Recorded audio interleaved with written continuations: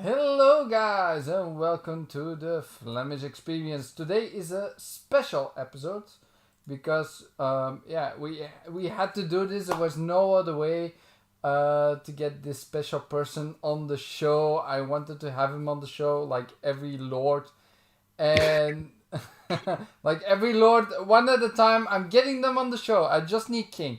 He's the fourth one. And if I got him, then I got the full set. So It's like a collection. It's like a collection. Clowns. It's like Troy's the Right. It's like the limited edition G.I. Joes. You know? yeah. So He's gonna have like a playlist for you guys. Like it's just the Iron Lords playlist. Yes. Oh, I should do that next. No. So welcome, Lord Cognito, to the Flamish Experience. Oh man, a pleasure to be here, man. Long overdue, Flamish. You've been extremely patient with me. I know my schedule is not the easiest, but yeah, man, it's good to be here, man. I got clowns in the building, you know what I'm saying? That's family. And of course, you know what I'm saying, Animated Evil, first time podcasting with him, and salute, you know what I mean? So let's have some fun. Let's talk about these topics. Let's get into it, man. Yeah, first of all, it's not really topic based. It's just like free form. Just we do whatever we want to talk about. Some gameplay in the background. And my candy. Don't forget my candy. My candy box is in the webcam. So I just bought some new. And then, okay, so we got Clowns again on the show. Welcome, man. What's up, man? I'm starting to feel like I'm almost on the panel. Like I'm 50% on the panel. Flamish, do I need to get a tattoo of a dragon to become a full-time member? Well, that's what he told me. He said that's what he told me. We can make it a branding, and I'll brand you for life with it. Yeah, that would be fun. Make you squeal like a pig, maybe. That sounds painful. Well, no, it is not painful. We'll sedate you first, so. What? I feel like I'm gonna end up in some like dark dungeons. You better be careful. You better know what you signed up for. You're just so crazy. Hey, Cog, at least this is not a Patreon because Wilmy might put me in a dungeon for that. Yeah. Yo, you better, guard your Patreon. Big Wilmy's around. You will do things. And yeah, you cannot forget, of course, my co-panel member since a few weeks. He's been here every time. He's been a good boy so far. He has learned the ways of doing a podcast. So yeah, welcome to the show again, Animated Evil. Again, thank you very much for having me. Clowns, a pleasure as always, and an absolute pleasure to meet you, sir, Lord Cognito. No doubt. Much appreciated, brother. Okay. So first of all, we have some Call of the Sea. This game was recommended to me yesterday on the show. So I was really anxious to play it because it looks a fun puzzle game. But holy damn, it's harder than I thought. This is a really hard one, I have to say. Don't really enjoy it so far. But no, tell us, what have you been playing, Lord Cognito? Man, I've been having a lot of fun, man. I've been to be honest, it's so fun to be playing like kind of on Xbox full time now because I was coming from PC pretty much last generation. So now that I'm on Series X, pretty much full time, I'm just in love with quick resume, man. Like I'm just like bouncing from game to game and just picking up right where I left off, and it's actually addicting. So the 4 games that's on my quick resume, even though you can have up more than 4, right now is 2 indie games that I'm really in love with. One is, I gotta shout them out. Unto the End. Unto the End is such a cool game. We've had a developer on ILP podcast. They are 2 Ton Studios. It's a husband and wife combo studio, and pretty much what it is it's a gentleman. He's trying to get home. He almost looks like, if you watch Game of Thrones, the main character almost looks like Tormund from Game of Thrones, and it's just so cool. So if you like games, atmospheric games like Inside. The best thing I can tell you, it's like Inside. You got the picture going. Nice. It's like Inside meets a little bit of Dark Souls with a little bit of Out of This World. The combat system is simple, but requires a lot of timing, a lot of parrying. Every battle even the smallest enemy can kill you instantly. So you have to be very cognizant of how you approach people. Also, the game does something really cool, which is allows you, depending on the enemy races, to avoid combat. If you do certain things, you can do certain things to just kind of show peace between certain races, and it doesn't work all the time, but with some enemies it does. So that's one. Unto the End, I highly recommend it. It's in Game Pass. Check it out. The second one, which is another little indie game that's really cool, is called Yes, My Grace. That game is hilarious. Yeah, I don't know. Someone on the panel played it because I heard some comment. Yeah, but it was me. Yes, I played it. Yes, My Grace is. I didn't realize how I would become addicted to this stupid game. And it's just one of these things, like a kingdom management simulator. People come up to you all the time asking, for requests. Some people you trust, some people you don't. You've got your family to manage. You've got resources for the kingdom. You have to manage the contentment of the kingdom. All these things going on. Meanwhile, you have to fight for your life. There's a war. It is a lot going on, and I love games like that. So, again, in Game Pass, Yes, My Grace. Been enjoying that. And then the two other major games that I've been playing, obviously, is Destiny. That's home, 60 frames per second, looking fantastic on my LG CX, 120 frames Crucible. I mean, the game looks absolutely gorgeous. It blows my PC away. So, I mean, it's good to play Destiny, at home. And the last one will be Cyberpunk. So I started it. When I started it late. So I started it Saturday. So people told me Saturday there was a major patch already. And when I started it, I have to admit, guys, like, I didn't really experience any problems, but I'm only like 2-3 hours in. I didn't see any glitches. The game looked phenomenal for me. Now, this morning, I played a little bit and I saw my first like little glitch. And I'm like, aha! Like I'm coming out of a quest. Like, aha, I found you. There you yes. are. There you are. Everyone's telling me how bad the game is, and I'm sitting there beforehand. I'm like, this game looks phenomenal. Like, what is people talking about? And then, I finished the mission. You see your Ripper dock or whatever, and I came outside. My car was floating in the air. So I was like, oh, okay. And I took a screenshot. So okay, I see where we at. So right now, Cyberpunk, that's the fourth one. I really enjoyed it. I'm debating if I should continue because I know CD Projekt Red kind of came out with a statement today and said that they're really looking into trying to address that. So that's been pretty much it though. But those four. Shout out to Quick Resume because I just bounce back and forth all between the games and pick up kind of where I left off. Mm-hmm. Oh, and my bad. Gears Tactics. I've been playing hardcore. That's the other one. Love me some Gears Tactics. Okay, so first question about Gears Tactics, because I'm interested in game, but I don't like turn-based stuff. Is it like really turn-based, like a normal turn-based game, like let's say XCOM, or is it a little bit less turn-based? No, this is turn-based.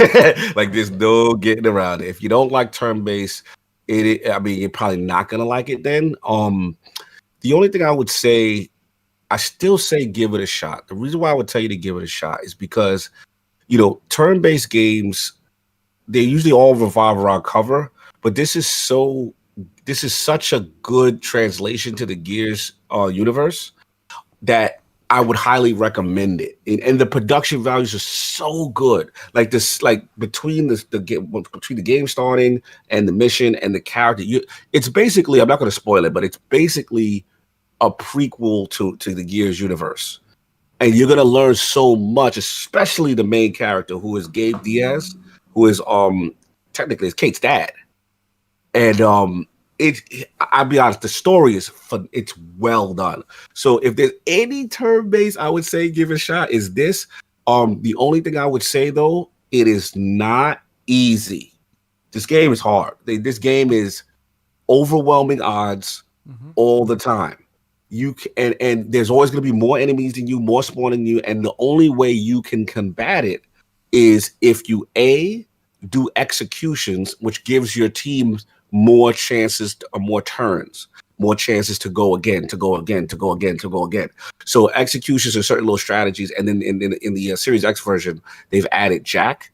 And Jack was never in the, because I had the PC version. I beat the PC version, and I didn't realize they added new things for Series X. But yeah, Jack adds a whole new dimension to the game. He can he can cloak on the battlefield. He can give support. He can put barriers around your characters. He can also yeah, Jack is really good. Like he can also sometimes when you play turn-based games, the most annoying thing is like you have your character set up to shoot somebody, and you feel like the percentage will be, they'll say like you have a 75% shot to kill someone.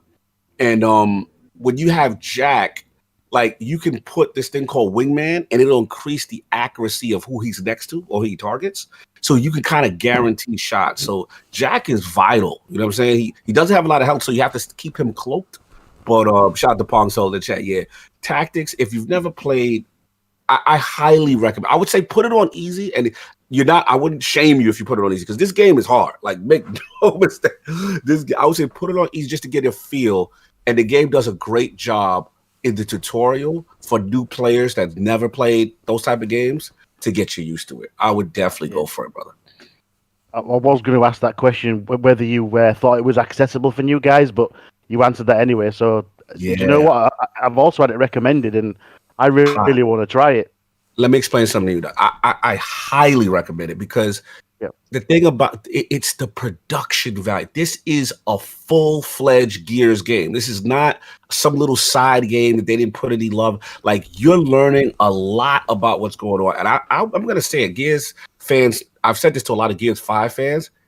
The graphics in Gears Tactics blows away Gears 5 when it comes to just straight up graphic character models and cinemas. It's not even close. The only argument you can make is, okay, when they get to the battlefield, yes, the game goes into the overhead kind of view because that's what a tactics turn-based game is going to do. But when you actually playing it and when you load into the battlefield and when after the mission and there's cinemas and stuff, there's nothing better looking on Series X, period. Graphically, Gears Tactics, in my opinion, is the best looking next-gen game, and that's Unreal Engine 4. That game looks phenomenal. Like, I highly recommend you guys try it. Put it on easy. Make sure you do the tutorial, you know what I'm saying, just to get a feel of the game. Once you get comfortable, then you can move the difficulty around how you like. But it's really good, man. I highly recommend it, guys. Okay. So, do you think it's going to be the best looking game when it comes to Unreal Engine 5? I mean, man, I'll tell you right this. If they could get Gears Tactics on 4, if Unreal Engine 4 is looking this good, the prospects of next gen is phenomenal because that engine, you know how the game looks so good. The game knows it looks good too. Is when you start it up, they'll have a character model of one of the characters right at the start screen, and you see the details in the face, the skin. I'm like, man, this is Unreal Engine 4. like this is amazing. Like it's that. Listen, man. We're going to be in store for a fun generation. You know what I'm saying? Like, especially with Series X and full RDNA 2 and all the bells and whistles. Once these devs get a hold of this tech and get down to the metal, I'm telling you guys, we are going to be in for a fun treat, man. I can't wait. I'm super excited.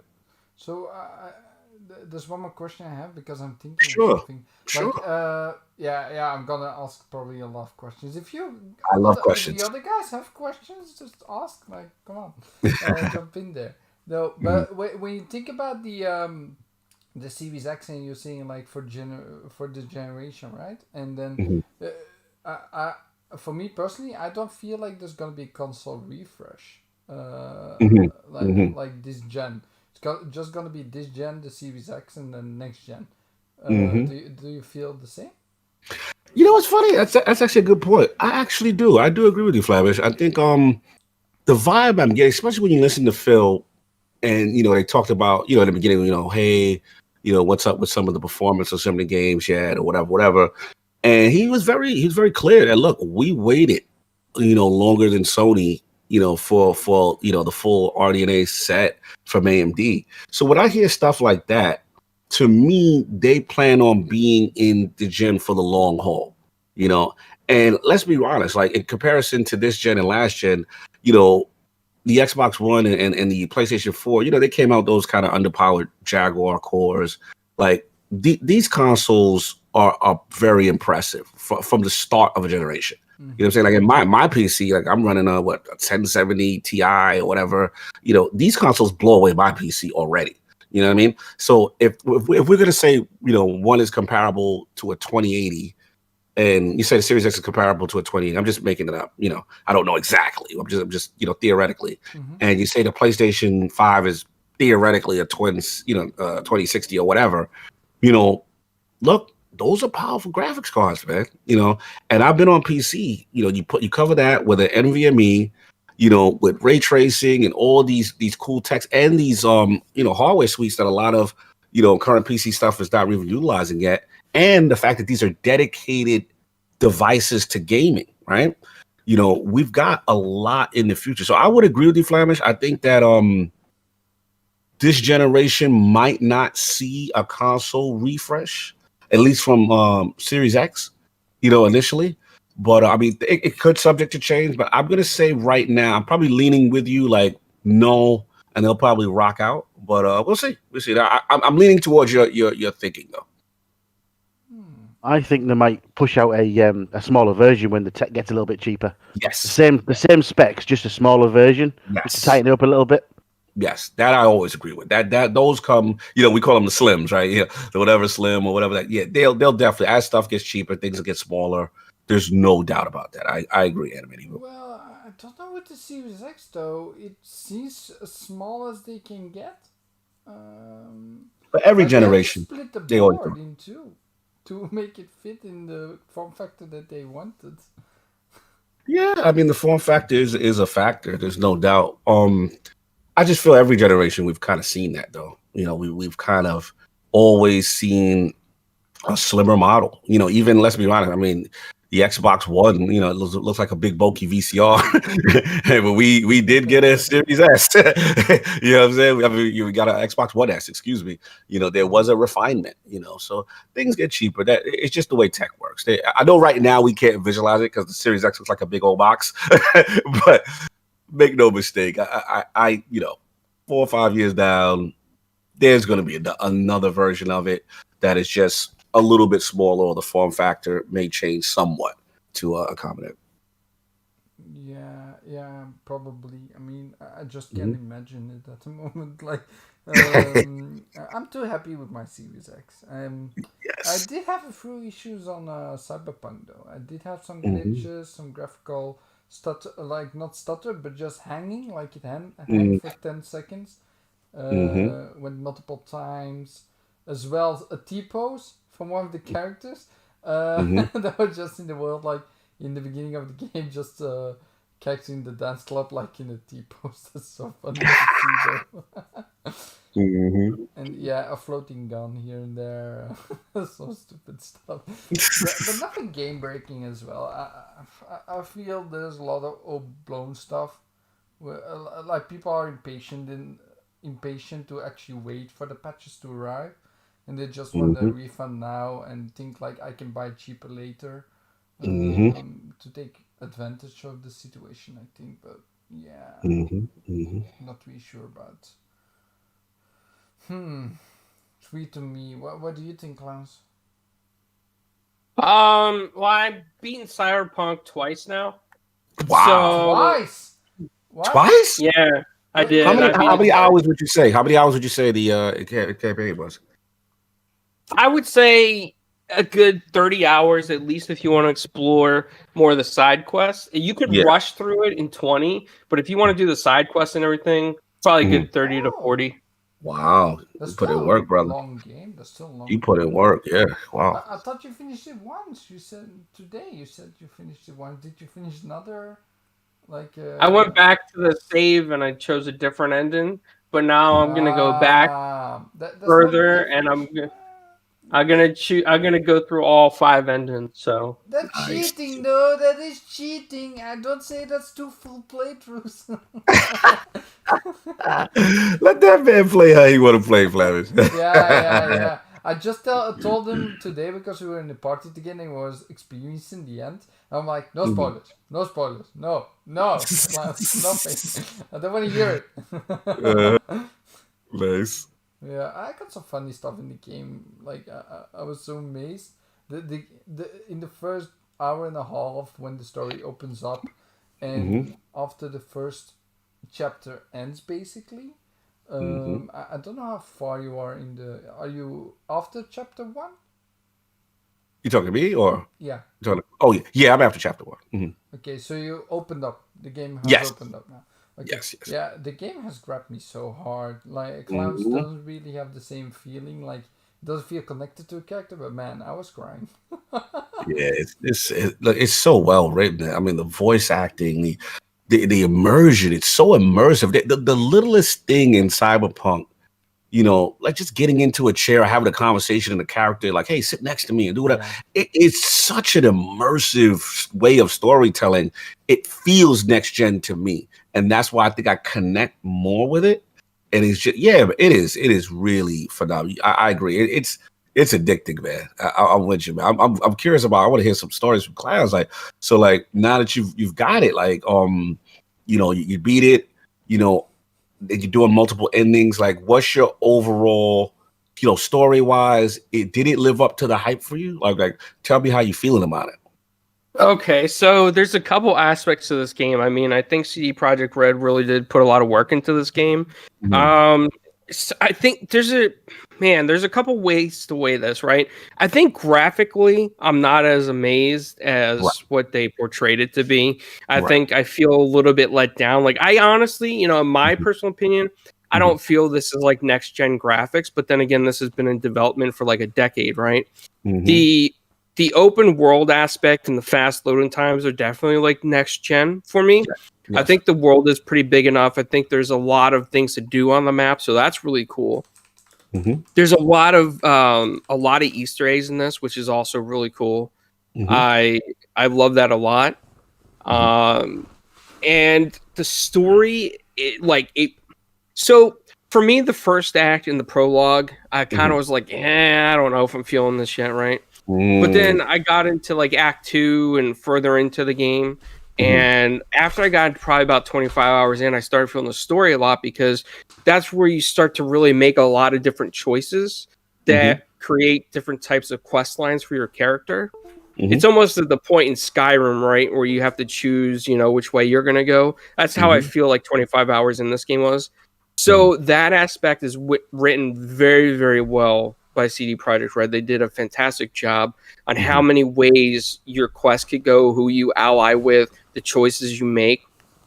mhm. Um, Sometimes I do wish they hold your hand a little bit more and tell Mm, you hey, if you align with this guy, it's gonna screw up like this kind of alliance, or it's gonna like mm, ruin, mm, kind of like maybe not tell you exactly, but kind of give you like a little pathway where you might be headed, mhm. like a little Did clue. did you feel blindsided by certain choices that you made that you didn't feel the repercussions like? I did. Yeah. Okay. I'm not gonna spoil it, but I'll give you an example. So Mhm, Flamish and I have both been Flamish put quite a few hours in this game as well.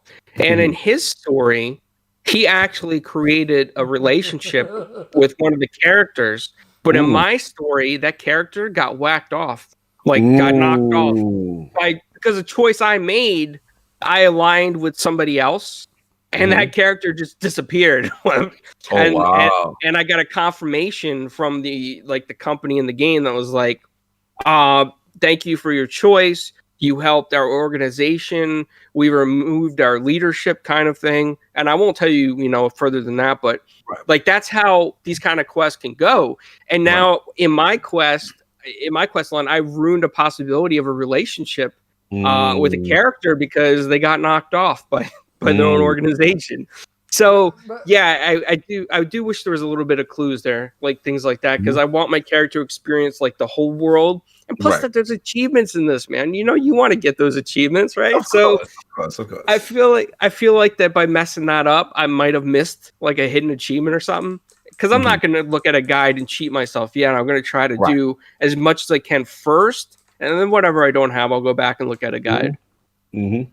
yeah, I do Nice. want to say about the specific thing that Clowns is talking about. I was Mhm, amazed what happened. Like I didn't know what was going to happen with that character, but it's just so funny. Like, what? Okay, so okay, this is going wrong. I did not. Yeah, that was fun to experience. Though that's like the things you don't expect certain stuff, and I feel that CD Projekt Red is really putting their foot forward in how storytelling has to be, like it was in The Witcher. Like they put it up a notch again. Like it really goes further along than The Witcher. There's way more choices in the game. There's a lot more dialogue in general. Like oh, Flamish, you hurt my feels, buddy. What's hurt my feels. You hurt my feels, Flam. Well, I do think, Flamish, I don't mean to cut you off on this, but I do want to say, in The Witcher, CD Projekt Red holds your hand a little bit more, because in The Witcher, you get an idea. If you don't go along with this quest line, you're going to upset this kind of person. And CD Projekt Red, they don't give you that kind of clue. And I mean, maybe that's the way they meant for this, but all right. Flamish, sorry for cutting you off. Go ahead. No, not really. I mean, you can't cut me off. So if Anime Diva wants to cut me off, or Lord Cognito wants to cut me off, just do it. No, you go for it, man. Yeah. All good, brother. All good. It's like Boom always says, and this is what I like about him. Like, it's a conversational podcast. You can just jump in, just do it. It's unique, brother. I love that aspect of what you're doing, because most shows don't do that. Most shows have like this super structure, and it's kind of cool just to go in there, come into the Flamish experience. Just everyone just gets their bars off, and just just everyone talks. Like, that's cool. Like, it's a unique concept. I like that. Thank you for that. I mean, this is the thing that I was striving for. After a couple of shows, I felt that it was going random, and I was like, I embrace the randomness. It's how I am. I love randomness. I'm like, my head is all over the place all the time. So when I'm in a conversation with clowns in the party, like when I'm working and stuff, we go like, hey, we go from food to like traveling to other stuff, and it goes all over the place every time. Like, we should record this show. These conversations that we have. Yeah. And let me tell you something. The way the Flamish runs this show is how random he is in party chat as well. So, like, in the middle of a conversation, his candy bowl could come up, and then he starts talking about all the candies in there. And we were in a party with Tim. Yeah, go for it. With Tim Dog and Uncle P Man. You know what I mean? Oh yeah. And Flamish came in the party and starts talking about his candy bowl. Everybody had to blast talking about it. It was a lot of fun. Like, it's just it's just random like that. He's very positive, dude. Look, man, I love people who try different things. I love uniqueness. You know what I mean? So, Flamish hit me up and he's just like, yeah, no topics, just come on. And I'm like, oh, okay. And like, I'm so used to like, structure. So I was like, yeah, cool, free flowing. If you're gonna ask me questions, I love questions. I'll talk your ears off. So it's all good for me. Now, Cog, I don't know if you, I don't know how you feel about this one, right? So Flamish and I, and this is probably like a very, it's a very stupid Twitter poll debate kind of thing, right? And, it can go either way based on your opinion. Yeah. But I told Flamish I felt Skyrim was more of an RPG than Cyberpunk, and he's like, "No, you're wrong, Cloud." Oh man, it's supposed to be in a tough spot because you got, especially you. I mean, you're the person of experience here. You know what I'm saying? You're the person who's put in the hours. In fairness to Cyberpunk, I need to put in way more hours before. I mean, let's be real. Like, for me, Skyrim is like, that's on a Mount Rushmore for me. Like, Skyrim is super, like, when it comes to those games that you played that were transformative, Skyrim's one of those games for me. I remember where I was, what I was doing when it released. But as far as this, look, there's a lot of billing, there's a lot of hype, on Cyberpunk. Cyberpunk, is made by CD Projekt Red, and we all know how everyone feels about The Witcher. So, I gotta play some more, and then I'll come with get back to me, about a week or two, and then we'll revisit this conversation. I'll let you know how I feel. I will give you some tips in Cyberpunk without spoiling anything. A lot of times as you're doing your side quests and stuff, you'll forget that there are Ripper docs in the world. Like you might just go from side quest to side quest. But I highly recommend definitely visiting the Ripper doc periodically and upgrading stuff because it makes some of the stuff later on a lot easier. Otherwise, it's like you feel it's impossible without having some of those cybernetics in you. And there are still bugs in the game where I had two very hard bosses, right? Like, I mean, these bosses were meant to be difficult no matter what add-ons I had, but because of bugs in the game, when they got to like halfway health, they just floated up to the ceiling, and I sat underneath them, and I was able to shoot them, and they couldn't even hit me. Oh Yeah. no! Oh no! And They got the and then pan dust.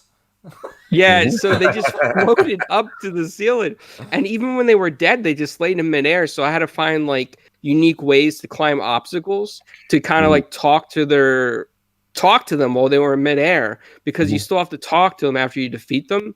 So I was like, this is going to be interesting, but I was able to do it. So just keep that in mind when you're in some of these boss fights, that they just might float up to the ceiling still. Okay.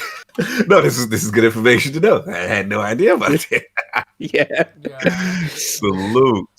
Let me ask you this one quick cyberpunk. Cyberpunk. I called you cyberpunk. Clowns.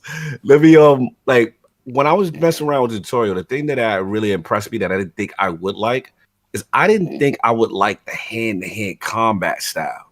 Like I was getting into it. So my question is like, have you played like a build like that? And is it viable? You know what I'm saying? Because I was looking like I might get into that, man. So I was curious if you kind of messed around with that. I was more of a gun person in this, right? Gotcha. But I will tell you, without spoiling it, there is a very specific set of quests that require hand-to-hand combat. I've seen one. And I failed at the second. Well, I didn't. I wouldn't say I failed because I can still go back. But I got my ass kicked because I wasn't built as a fighter. Like I was built as like a ranged gunman. So yeah, I got my ass kicked. Yeah. Okay. Fair enough. Just wanted to know. Yeah. So I will say like I'm going like melee stealth pistol build in the game. And I do want to say I found this cane, like cane weapon, and does a lot of damage. And I punch people in like 3 hits so far. So it's okay, but I'm in the beginning of the game, so I'm like level 8 so far, or level 10, I think. Nice. Yeah, so I still need to do some upgrading, but man, melee is viable, but people were just saying it's bad, but it's not that bad. It's better than Skyrim for me personally. The melee combat, like how Skyrim handled it, I think this is a little bit better though. So, but there's something special about Skyrim. The thing, because of the poll, right? The class was putting up. And my main issue with Skyrim as a game, I loved it. I played it for so many hours with mods and everything as well. But only played the main game. Never touched the DLCs yet. So I still need to get there someday. And I will do that, class, for you. Nice. And of course, it's coming into Game Pass, isn't it? Yeah, perfect time, Flamish. What? Skyrim's coming to Game Pass. Yeah, but I got the Legendary Edition already, so it doesn't matter. And on PC, I got the extra edition with all the bells and whistles and the extra PC mods that you can get. So, Nice. But the thing with Skyrim for me, it's like all the stuff is superficial. There's not really so much in depth as you can go in Cyberpunk, and that's for me personally why Cyberpunk is a better RPG. But that is subjective. There is no final answer. Which is better. Because it depends on what person you are. That's very true. I gotta agree with you there. Because some people, they do like that aspect of like a futuristic kind of game as an RPG versus like, a medieval style game or something. So yeah, I mean, that is really a fair, honest assessment, Flemish. I can respect that. I respect it. hard to type something. I'm using my phone to type basically because that's because of my TV. I'm now sitting downstairs, as you know, because of my back, and I could not sit in my chair upstairs anymore. So on my TV, I cannot type on my chat, so I'm using my phone as my chat. Hey man, do what you gotta do, man. Communicate with the people. But I cannot reach my candy bowl anymore, so I'm like, Now that is a problem for him. Yes. Cool, boy, The legendary candy bowl. I keep hearing stories. oh yes. Even Phil likes my candy bowl so far. Salute. No, but yeah. Oh my god! All these games coming out, so many games to play. Like I'm still going to Phoenix Rising. The Cyberpunk has come out. I'm this game, which is also phenomenal, but just so hard to do difficult puzzles. If you like puzzle games, you should try, but I don't recommend. Like without a guide, it's really hard. Yeah. Call of the Sea, but it's beautiful. Looks beautiful. I like the look of it. I'm going to try it out, I think. Yeah. Nice. I for this specific puzzle that I'm now doing in the gameplay, I had to like my girlfriend was next to me. She's figuring it out with me as we speak, and she had to look up at the guide because we could not figure it out. And it's something so stupid with the pictures going on. There's always games like that. Yeah. Yeah. I have a question for the panel. Yes. Have you guys? Well, Flamish, I know you have, but to Lord Cog and to Animated Evil, have you guys played Hades or Phoenix Rising yet? I've not. I've been wanting to, man. It's just so many games, bro. And I was funny. I have it downloaded on my Switch, ready to go. It's ready to go. Like I need to play Hades. I think there's a part of me too that is like, because like now I'm so invested in Series X that it's like I kind of want everything now on Series X. Like I downloaded a lot. I realized a lot of my Switch games were that I was playing a lot. I was playing what's it? I've been playing a lot of indie games a lot. So I'm like, was it 2 Point Hospital? There's a lot of games that I was playing on Switch. The Messenger. I actually like, oh wow, Game Pass has it. So like I'll just been downloading it, onto Game Pass and then transfer. And then part of me now is like, again, no disrespect to the Switch because I love the Switch, but it's just like part of me now is like, well, if I'm gonna play these games, I want credit in these achievements because Switch doesn't have achievements. So it's like my new thing now is I'm no longer doing third-party indies on Switch because Game Pass generally tends to have about 80% to 90% of those games. So there's a part of me that's like, I think I know what it is. There's a part of me that's saying, wait, it's going to come to Series X or PlayStation eventually. And thus I'll get credit. And then I'll still use Nintendo for my Nintendo exclusive, so to speak.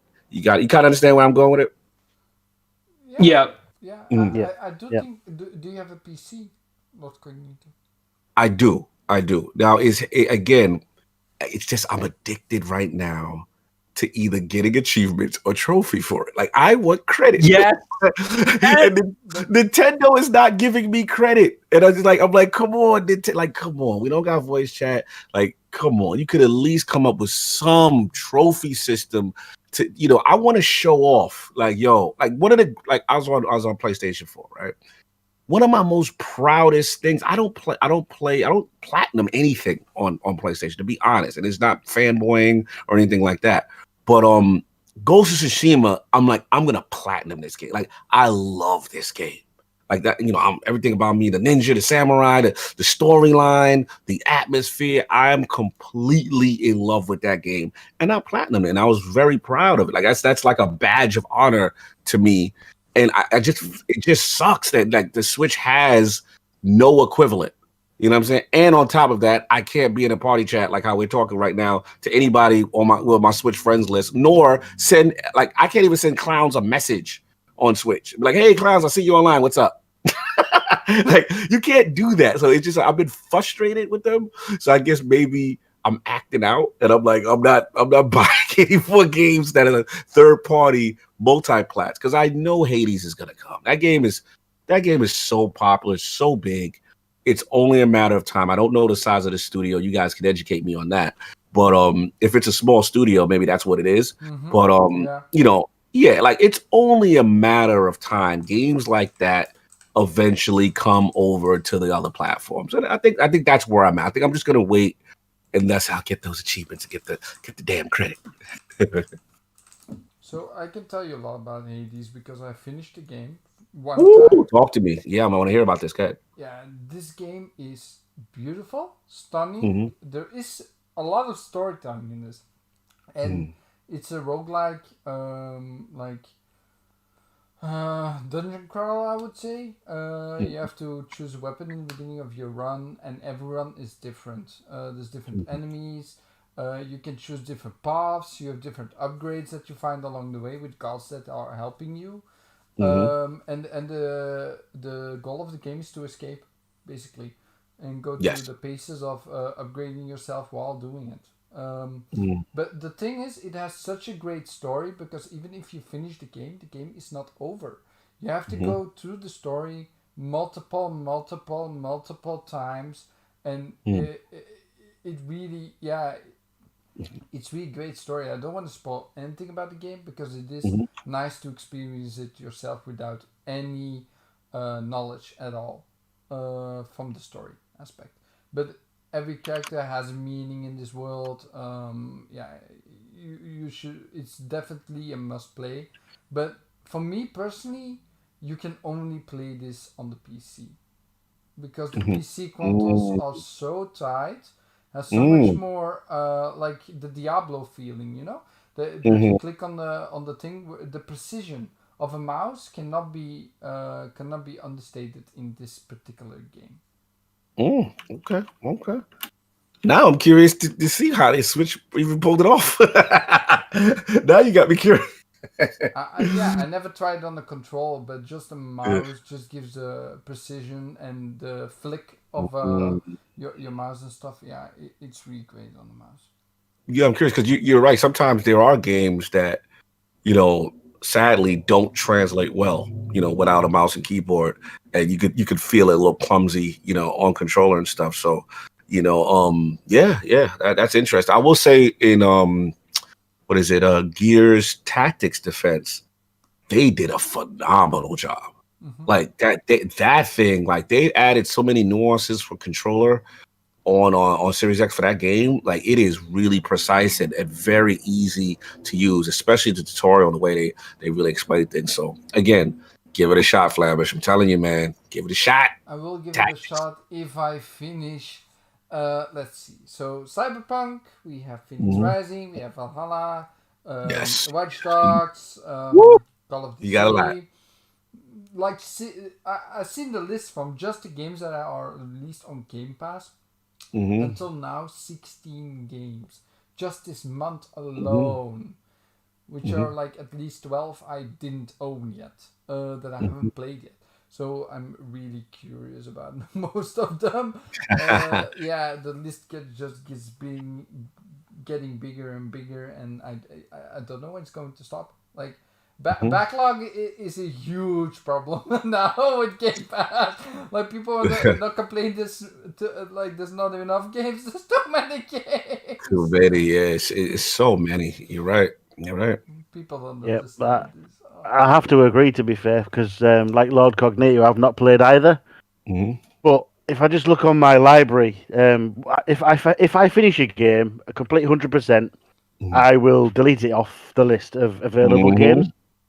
If I look on my Xbox now, there's 248, I think, installed, and 750 something to install. So it's a case of, and I kind of flip flop from time to time as well. I can't seem to finish a game because the next biggest thing's coming out. It's like, oh well, I'll put that to bed. I'll play that maybe next week, and then it's just escalated. And Game Pass isn't doing me any favors. Freak, brother. Game Pass keeps adding to my backlog because, brother, it's like I'm in the same. Like I would have never played that Yes My Grace game, and unto the end I would have played. But the fact that it was in Game Pass, it almost feels like you're getting these games for free, right? It almost feels like, wow, you feel like you're getting away with something. So it's like it keeps just adding more these quality games. It's even games that you may have missed out when they launched initially, right? And now they're added to Game Pass. You're like, oh man, like I'm with you, Animated Evil. Like it's just the backlog just gets bigger and bigger, man, all the time. Yeah, no fun. Well, it is fun, but still, you feel my pain. I feel it, brother. I had to take a gamecation, for work one time. I was just like, look, I need to take some time off just to play and catch up on some games. Yeah. Oh, really? This is a good segue because I wanted to announce something, and this is not so great news for everyone that's watching me all the time. But I am taking a break in the beginning of January. I think I've said this before, but just to game a lot more. Nice. And take just a break from YouTube. I've been doing this for over 6 months. And I just feel I need to take this break just because my girlfriend is moving in. I want to spend some time together. And I want to catch up on some sleep because the American time is not really my time as a European. So sometimes it's just too late and then I wake up early because I need to go to work. And sometimes it doesn't really mix well. So I want to just catch up on some time for myself, I guess. Nice. No, that's good, man. That's very important. Yeah, I think it's important to do stuff like that. I mean, your health always comes first. So, And Klaus was asking me a question earlier. What if you got YouTube affiliated? Got your subscriber number up to 1,000 and would be like having monetization on your channel. Would you come back immediately? No. Just it doesn't bother me at all. Like, but man, I'm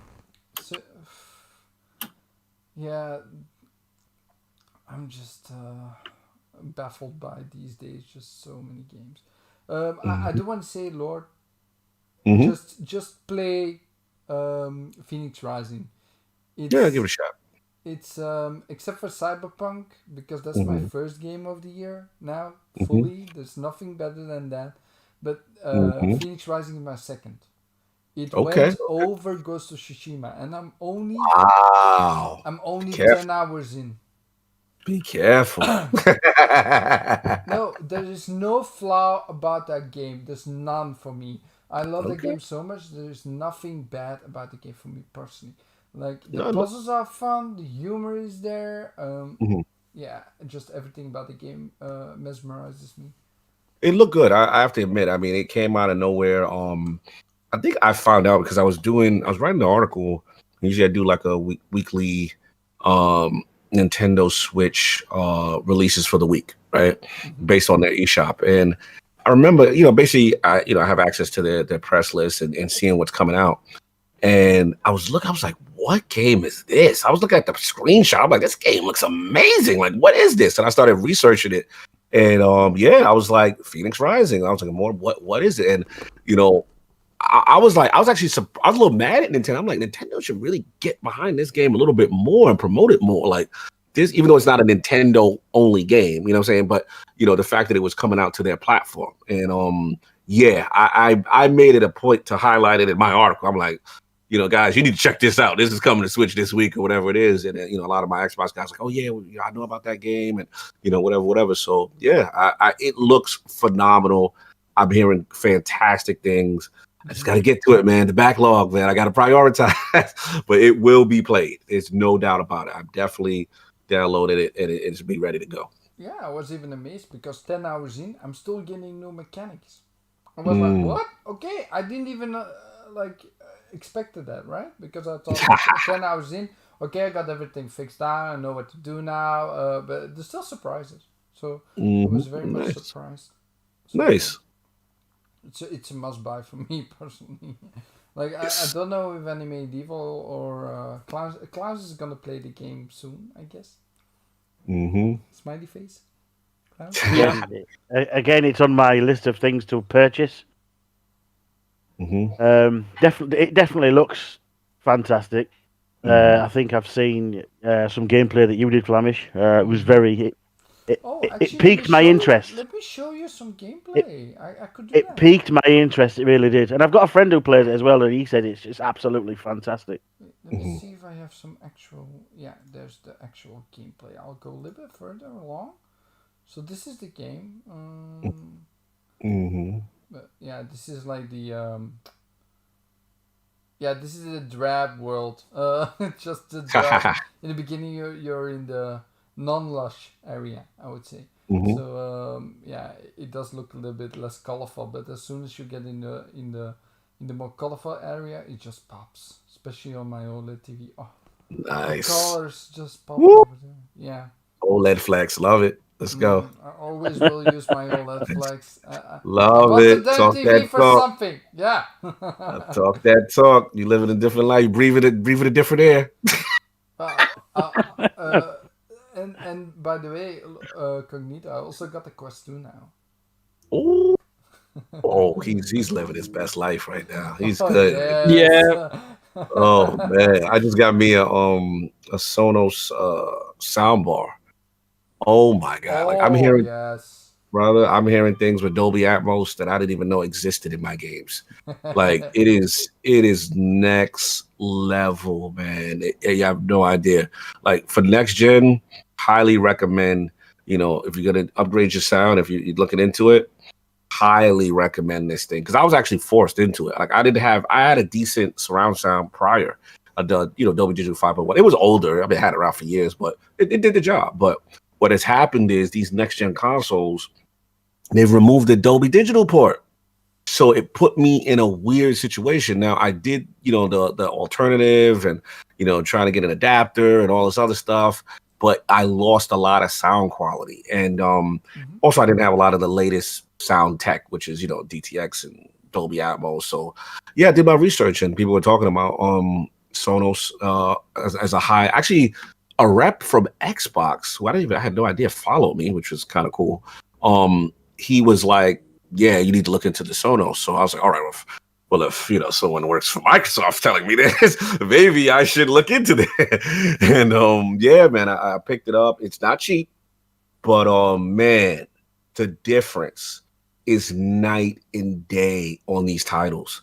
I mean, and not only for just gaming, like if you're a music connoisseur, like this thing sounds phenomenal, man. So yeah, like anybody who's looking into upgrading their sound in the original, I would definitely recommend the Sonos Arc. A lot of people also co-signed it.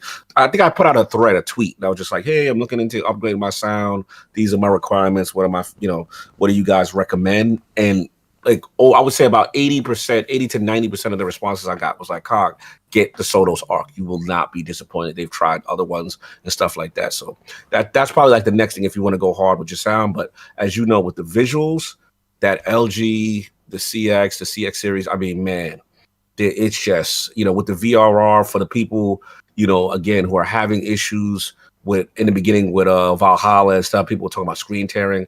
If you have that TV, it has VRR. Like you're not experiencing any of that. Like you are like, man, like this is it's smooth. It's just wow. And the OLED, the HDR pops. It is just, and then you have the 2.1, the HDMI 2.1, the 120 frames. For the games that support it. It's like Destiny is transformative in PvP. I feel like I'm cheating. I feel like I have an unfair advantage over people, what I'm doing to people in PvP in Destiny. That's how. Yeah, man. Wow. Yeah. How much is that? How much is it? The as far as the price for the TV or the frames? What you asking? Oh no. I was about. I thought you were still talking about the sound. Sonos, I believe. Yeah, the Sonos Arc is that cheap? It's that cheap. Let me see what it's going for now. And those soundbars are expensive though. That's the reason why I went with the OLED as well, because it has built-in Atmos. And even against the wall, it's such a difference between normal TV and this. Like I hear the sound bounce around my room and stuff. It's really cool. Look, if you got one big choice, you did the right thing. Go for the LG. Go for the OLED. That's the first choice for sure. I'm just saying, if you happen to have some stuff to spare, you have some change to spare, then you can go a little crazy. But OLED is first. Like that. If you want to future proof your TV and you want to have your next gen consoles looking phenomenal, PlayStation and Series X look phenomenal on it. It's just night and day. Yeah. Mm-hmm. Fair enough. Yeah, man. And maybe we're like, yeah, I can't really comment here. I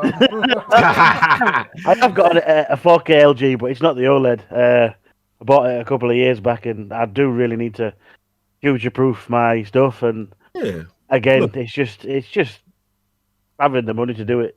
Look, I will say this.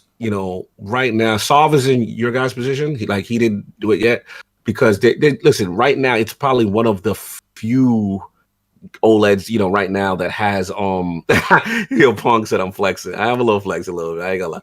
But the thing is, like, right now it's probably one of the few TVs, but come CES, there's gonna be more. And then the price of the CX and all that's gonna go down. You know what I'm saying? Absolutely. So he's doing the right thing. I was getting mad at him. So I was like, Soft, what's up? Like, why you didn't get, what's going on? And he's like, nah, man. He's like, I'm gonna wait. He said it's only about 2 or 3 more months. He's gotta wait.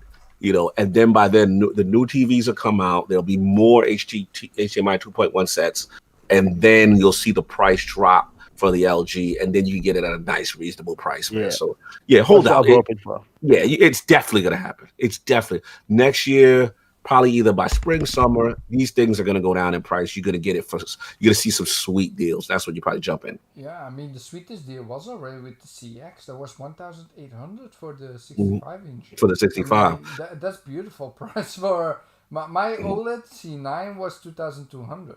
Right. When I bought it like a year and a half ago. I think the sweet spot is probably gonna be like what's the 65? If the 65 can get into that 1,500 range, you'll see more. You'll see more people grab it. There's no doubt. Yeah, it just needs to come down. I mean, 2K ain't nothing to sneeze, man. That's a lot. That's a lot. I know Flamish flexing right now. Yeah. Okay. So yeah, I do want to say I have a lot of worth in my room at the moment. Yes, I think I should stop a little. Exactly. But yeah, I don't need to upgrade for a couple of years, so I'm good for now. Great. No, bro. I'm in the same position with you. Like, King does the every year kind of thing. Like, I'm like but the start of a generation happens. Like, the last TV I had was the Samsung KS8000. And at the time of the Xbox One and PlayStation 4, that was the TV to get. Like, that was the TV because I didn't know what HDR was. I didn't know, all that new tech at that time. And that really was like, yo, I'm future-proof for the next 5 to 7 years kind of thing. And that TV served me well. It served me well. And then now with this one, I said, okay, I'm starting to hear about variable refresh rates. I'm starting to hear about all these terminologies, HDMI 2.1. And then to me, it's key because you guys got to experience 120.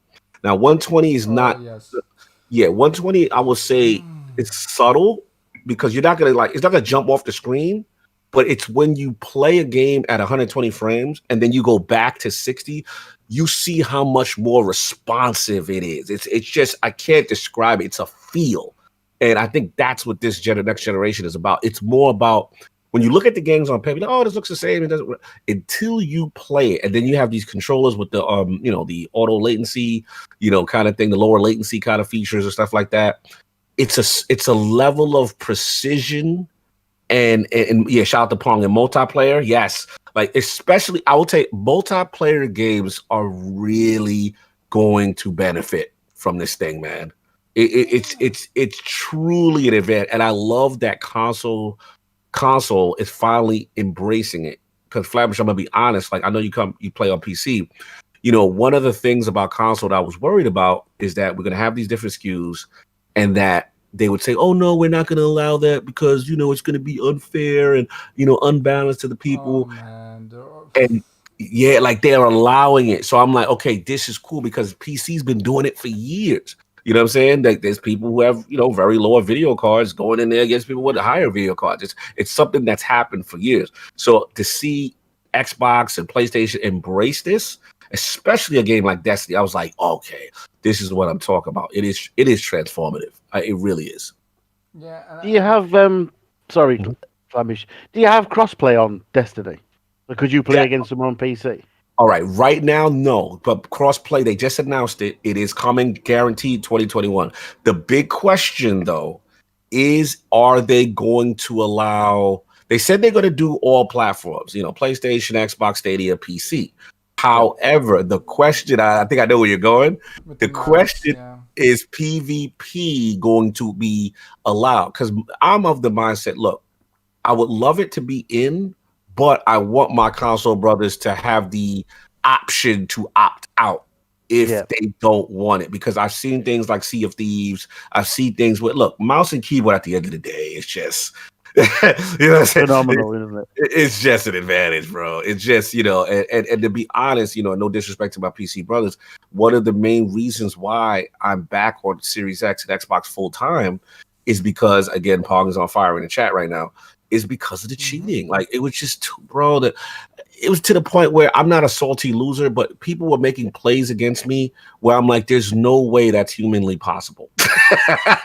Like, there's no way. Like, and then you look at the KD, like you'll play a game and it starts off normal, and then you can feel them turn on the aim bots and the aim wall hacks, and you feel the accuracy, and you just like, no. And I'm on PC with a controller still kind of holding my own. So when I came out over to console, I'm like, not only am I beating people, I'm like, oh, wow, people are making mistakes. People are not 100% headshotting me and doing these insane plays every play. And that's what it is. And there's too many amazing plays every play. And when the data came out, even Bungie had to admit, we have a huge problem with Steam and the cheating.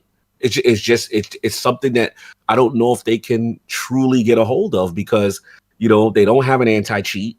A lot of gamers don't want it.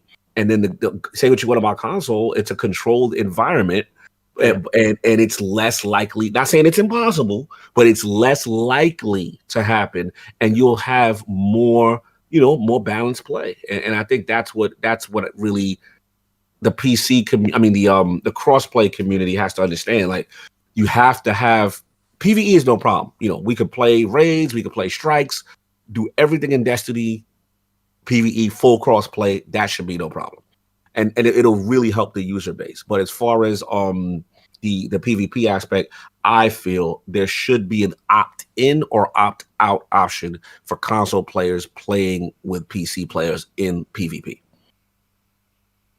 Fair enough. Answered my question. Thank you. Oh, no. Anytime, brother. Anytime. I forgot that it was on the screen for a few seconds. I'm seeing it now. Yeah, I forgot it was at that point. I saw coming on. Yeah, okay, I could. Flies undone. Demonetized. Yeah, I'm just thinking, like,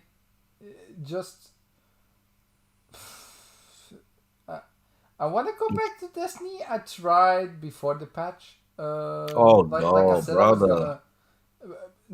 I tried before the patch to get back into the game. Okay. New DLC new expansion came out, so I'm like, yeah, let's try this. And I'm like, okay, what the hell happened? But wait, the Mars is gone. That plant is gone. What? Okay, so I was completely confused. I need some help when I get back into the game. Probably. Listen, man, I'm around. People are around now, man. I got my clan. We got people to help. We got about almost 75 to 80, 80 lords in the clan. People are always, bro. Wow. 80. We got Destiny. Our Destiny clan is thick, bro. And then what it is, I'm just trying. If you guys can help me find a couple of more Series X's to purchase. I have two of my best guys are still on PC, but they want to come over and they just can't find a Series X. So I'm desperately every day searching, trying. So if you guys find it, these are what we call I don't know if you ever heard the term Sherpa. Like, these are my Sherpas. So my Sherpas are for guys like Flamish who are like, hey, I like Destiny. I want to try it, but I don't know what I'm doing. I don't, what I'm saying? Like, it's been so long. I need someone like those two guys. Shout out to Sinister. Shout out to 𝕉𝖗𝖃. Those guys are my guys. Like, they're very welcoming to new players to help you understand. And then like they're so good. They can carry you through certain things too. You know what I'm saying? So yeah, I'm trying to get them over. Those are the last of the Mohicans left of my clan that are like really important to us. So I'm trying to get them. So if you guys see a Series X somewhere, let me know. Yeah, I'll just buy it instantly and then I'll send it to them and then they can pay me back. I'm just looking at this moment, but this is in Belgium. Like, I can't really help you. That's the problem. I Because know. Series S is for sale here as we speak. Like, Wow. yeah, like even the Series X was for sale 2 weeks after it was pre-ordered. All right, crazy Greek dude. I'll tell him, hook me up. He said use Zoolert to find a Series X. It will alert you when they go in stock. Microsoft is going, okay, all right. So is that Zoolert.com? Thanks, brother. I'm gonna definitely look into this because I mean I've got people who are willing, they can't wait to leave PC and come over, you know what I'm saying? And they just like, I can't do it, you know, I can't find it. All right, here we go. Zoolert.com. All right, okay. I guess I'm gonna sign up for this thing, man. I'm gonna check it out, man. I appreciate you. See, oh, you got a mobile text alert? Okay, yeah, all right, my man, crazy Greek dude. Thank you, brother. I'm setting my account up as we speak. Thank you, brother. He's a great guy. Yeah, crazy Greek. I've seen him around, man. Thank you, brother. That's love because again, I got guys that they just can't wait to come over, you know, and they just can't. Sadly, they just haven't been able to find one at all. I'm looking online. Like the Series X is not for sale at the moment, but the Series S, I can still buy in multiple places. Yeah, I need actually one X and one S because my boy said he's looking for an X. My boy Scream's looking for an S because he's like, look, he doesn't care about 4K. He just wants to play on his 1440p computer monitor, and he wants the S because he's like, yo, it's small. I can keep it on my computer desk next to my PC and Mac and stuff. So he said he said, oh, don't do mobile alert. Donut from the browser. Order. Oh, okay. All right. No doubt. Back from the dead. You looking for a new clan? I've had time finding people to play with later. Yeah, I'm late night schedule too. So Back from the Dead. I'll get you the info. Just just go. Actually, put Back from the Dead. Give me your Bungie.net gamer tag. Put that in this chat, and I'll add you right now. I think we still got about maybe 8 to 9 slots left. So if you guys give me your Bungie.net Back from the Dead, I'll add you, and then what do you call it? So that's no problem. I'll give it after the show as well, maybe. Yeah, man. And don't need to re-download the game, but I need that new shiny SSD card because damn. Oh, that's the huge. So yeah, I know, but my Series X is already full. Like all those next-gen games, like the Series X patches, like. As soon as you install them on the normal hard drive, they always say like, yeah, you should install this on the new, on the internal, and I'm like, but I don't have any room left. What do I need to do? Yeah. The first month, my internet was at 3 terabytes download. That I downloaded. So. I don't know what it was for you, but yeah, for me, 3 terabytes in total. 3 terabytes. That's what's up. Downloaded in total in a month. Real quick, Cognito. So for people that don't know, right? How do they find their Bungie.net username? All right. So most people, if you've played Halo before, usually have one. You don't even realize. So yeah, if you just go to Bungie.net. And then log in with it'll say like my account, sign in with your Xbox Live account. I'm assuming, when you've played Halo, so it's got to be Xbox. Once you sign in there, right? Then what you do is in the upper right-hand corner, they'll usually have a picture of your icon, your profile. And if you click that picture, that'll tell you right then and there what yours is. It may very well be the same thing that you put as your gamer tag, but some people don't realize that they may have created another name back then, when they created their account. So yeah, Bungie.net, sign in on Xbox Live. Once you sign in, it's going to tell you what your what you call it is. What your Bungie.net. I'll let you guys see right now. It's over here. So when you sign in, it's this one, and then you see your gamer tag. Yeah, that's your Bungie.net tag, because some people think it's the same as the gamer tag, and I'm like, hey, brother, see, Flamish, exactly. See, some people think like that may be different from your Xbox gamer tag because you may have created it or whatever back in the day. So once people give me that, then they what you call it? Hold on, Back from the Dead. No, don't give me the number, bro. Don't give me the number. Back from the Dead, give me the name. Give me the name, and I'll what you call it. It's better for me to find it that way. Oh, there we go. You did give me the name. Sorry, I'm an idiot. Yeah, all right, I'm gonna add you right now. Back for that one ID. Okay, you give me the ID, so just to make sure that there's no duplicates. All right, I'll do that right now. Let's do a search. All right. We're gonna add my man back from the dead one. It says no items found. Back from the dead one. It's not seeing you, bruh. It's not seeing you. Make sure the spelling is correct. Just let me know. Let me try that ID number. Let's see if that works. But that name that you gave, back from the dead one, is not pulling up in the search on Bungie.net. Let me see. All right, now the number did. Okay, so actually the number did help. Okay, so I see you. You're on BattleNet. Okay, you were on BattleNet back then. Let me see if I can add you. Yeah. Oh, look at you. Oh, you've been playing a little bit. Oh, okay. The Hunters 1260. Oh, you've been playing, brother.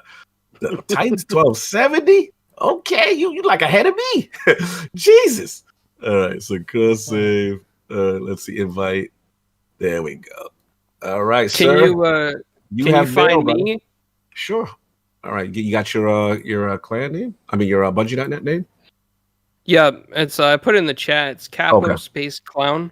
All right, 1 second. Yeah, also, Cognito, I had a huge problem when the Destiny, because it got updated, that it's like one account for everything, right? All platforms. Yeah, I uploaded the wrong account and I lost a lot of progress. Oh no! But you know your other account is still there. Yeah, I know, but it's like fused to one account then, because you have to say like I want to have that account as my main account. And it fused them all together to that account, and I lost a lot of progress. Like I had a bunch of legendaries unlocked in the earlier expansions, and that was all gone basically. So I had like a few left, but yeah, most of them were gone, and I was a little bit sad. But I was like, it doesn't matter with no expansion anyway. So yeah, Mr. Capo Clown, you didn't play Destiny. I'm looking at you, man. I don't see. Maybe it's that number. Maybe they gave me a different Capo Clown. Let me check something. Because I logged on to Destiny 2 the other day. All right, because when I just put Capo Clown, they were acting like that person never played. Ended in 284. Yeah, I don't even see the option to add you. Like that's weird. Like as if you've never played Destiny. Wow! You fraud! You fraud! That's great. You know, because I was just on there the other day. I think I played a little bit with Leo or something. Yeah, so that's strange. Battle.net. Hold on. Battle.net. Oh, all right. You have two. Did you play on Steam as well? You got Battle.net and a Destiny player. The Battle.net. No. Okay, the Battle.net has nothing Destiny associated. Then I see Destiny, then it's called Doom Capo Clown. Is that familiar? No. That's someone else, probably. That may be someone else. Yeah. Now, that person played Destiny. He's been cross-save. Did you initiate cross-save? No. Yeah, brother. I don't see... Maybe that is so strange. It is unlocked. Like, can you go to the internet to see on your account, Klaus?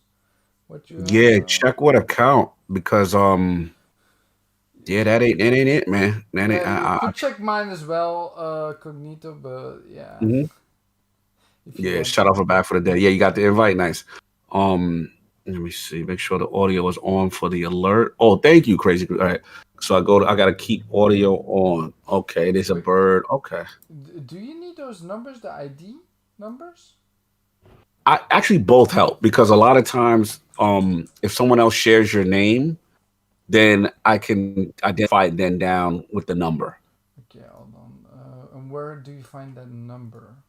Because all right, if you go view profile, maybe view profile. Let's see if it's there. Yes, view profile. Yeah, okay. I'll give you my stuff as well in Discord. Yeah, so give me the name and the number. And I'll put it in the chat. I'll put it in the chat for the people. So put it. And what we'll do, clowns, what we'll do is message me on you're in. That's how we get around that. Okay, Okay, we'll give that a shot. No doubt. And the good thing about being in a clan is every week, the way the clan gets experience with everybody's playing, so you'll get a lot of free drops to help you out. You go to this character Hawthorne, and that has like clan experience. So yeah, you'll get a lot of free drops. All right, I see you, Flamish. All right, let me see if I I can got a little bit of lag. I could not understand you guys. Probably the stream has a little bit of issues there as well. Oh, okay. Yep, I Yeah, see you. Let me see if I can add you. It's been 2 years. All right, so it looks like let's try to search from that number. But I haven't done any raids yet. I still want to do all the Leviathan raids and stuff. But yeah, raid is special, man. Raid is special. Yeah, like I always wanted to search for a few guys that never have done them as well. So I had like a fresh experience, but never happened. Never figure, could brother. find anyone like that. So yeah.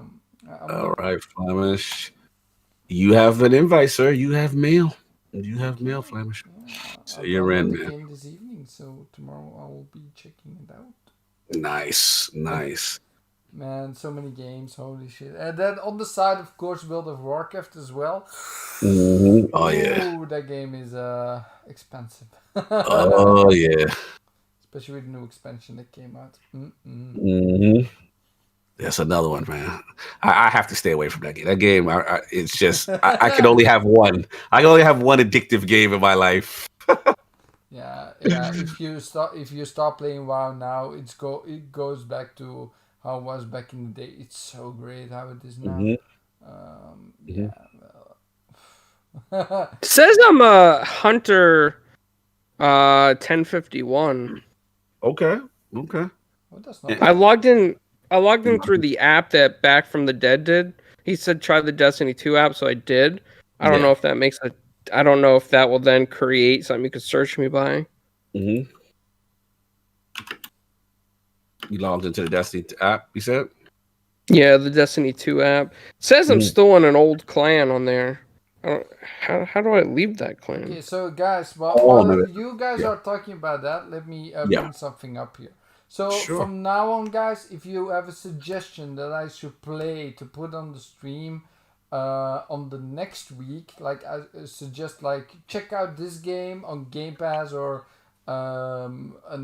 like it has to be on Xbox. It has to be something that I can play, that I have in my library. You can.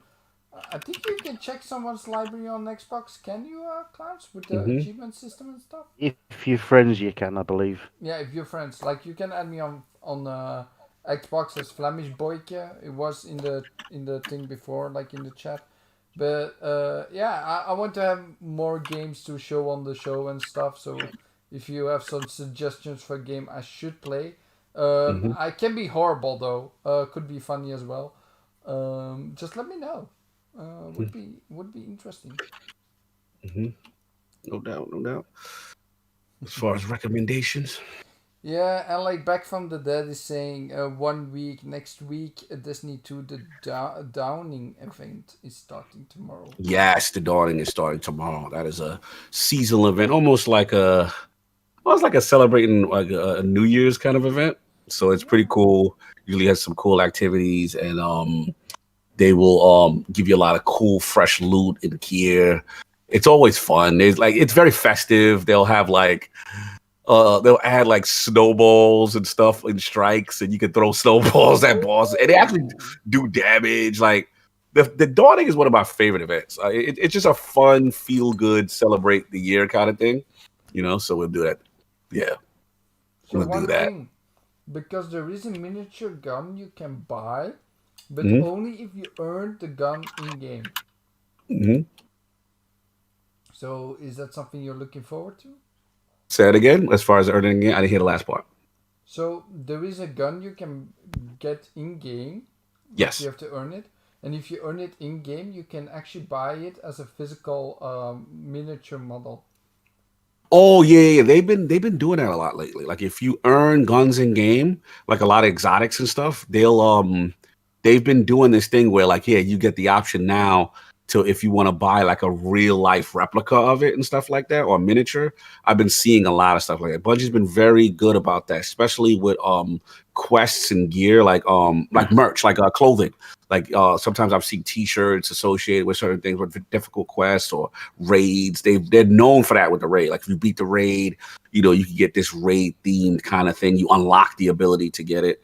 They're very good, I have to say, as far as tying merch and stuff like that from the store into the game to feel connected to the equipment kind of stuff. Yes, like like I think it has some potential to be like something new for collectible,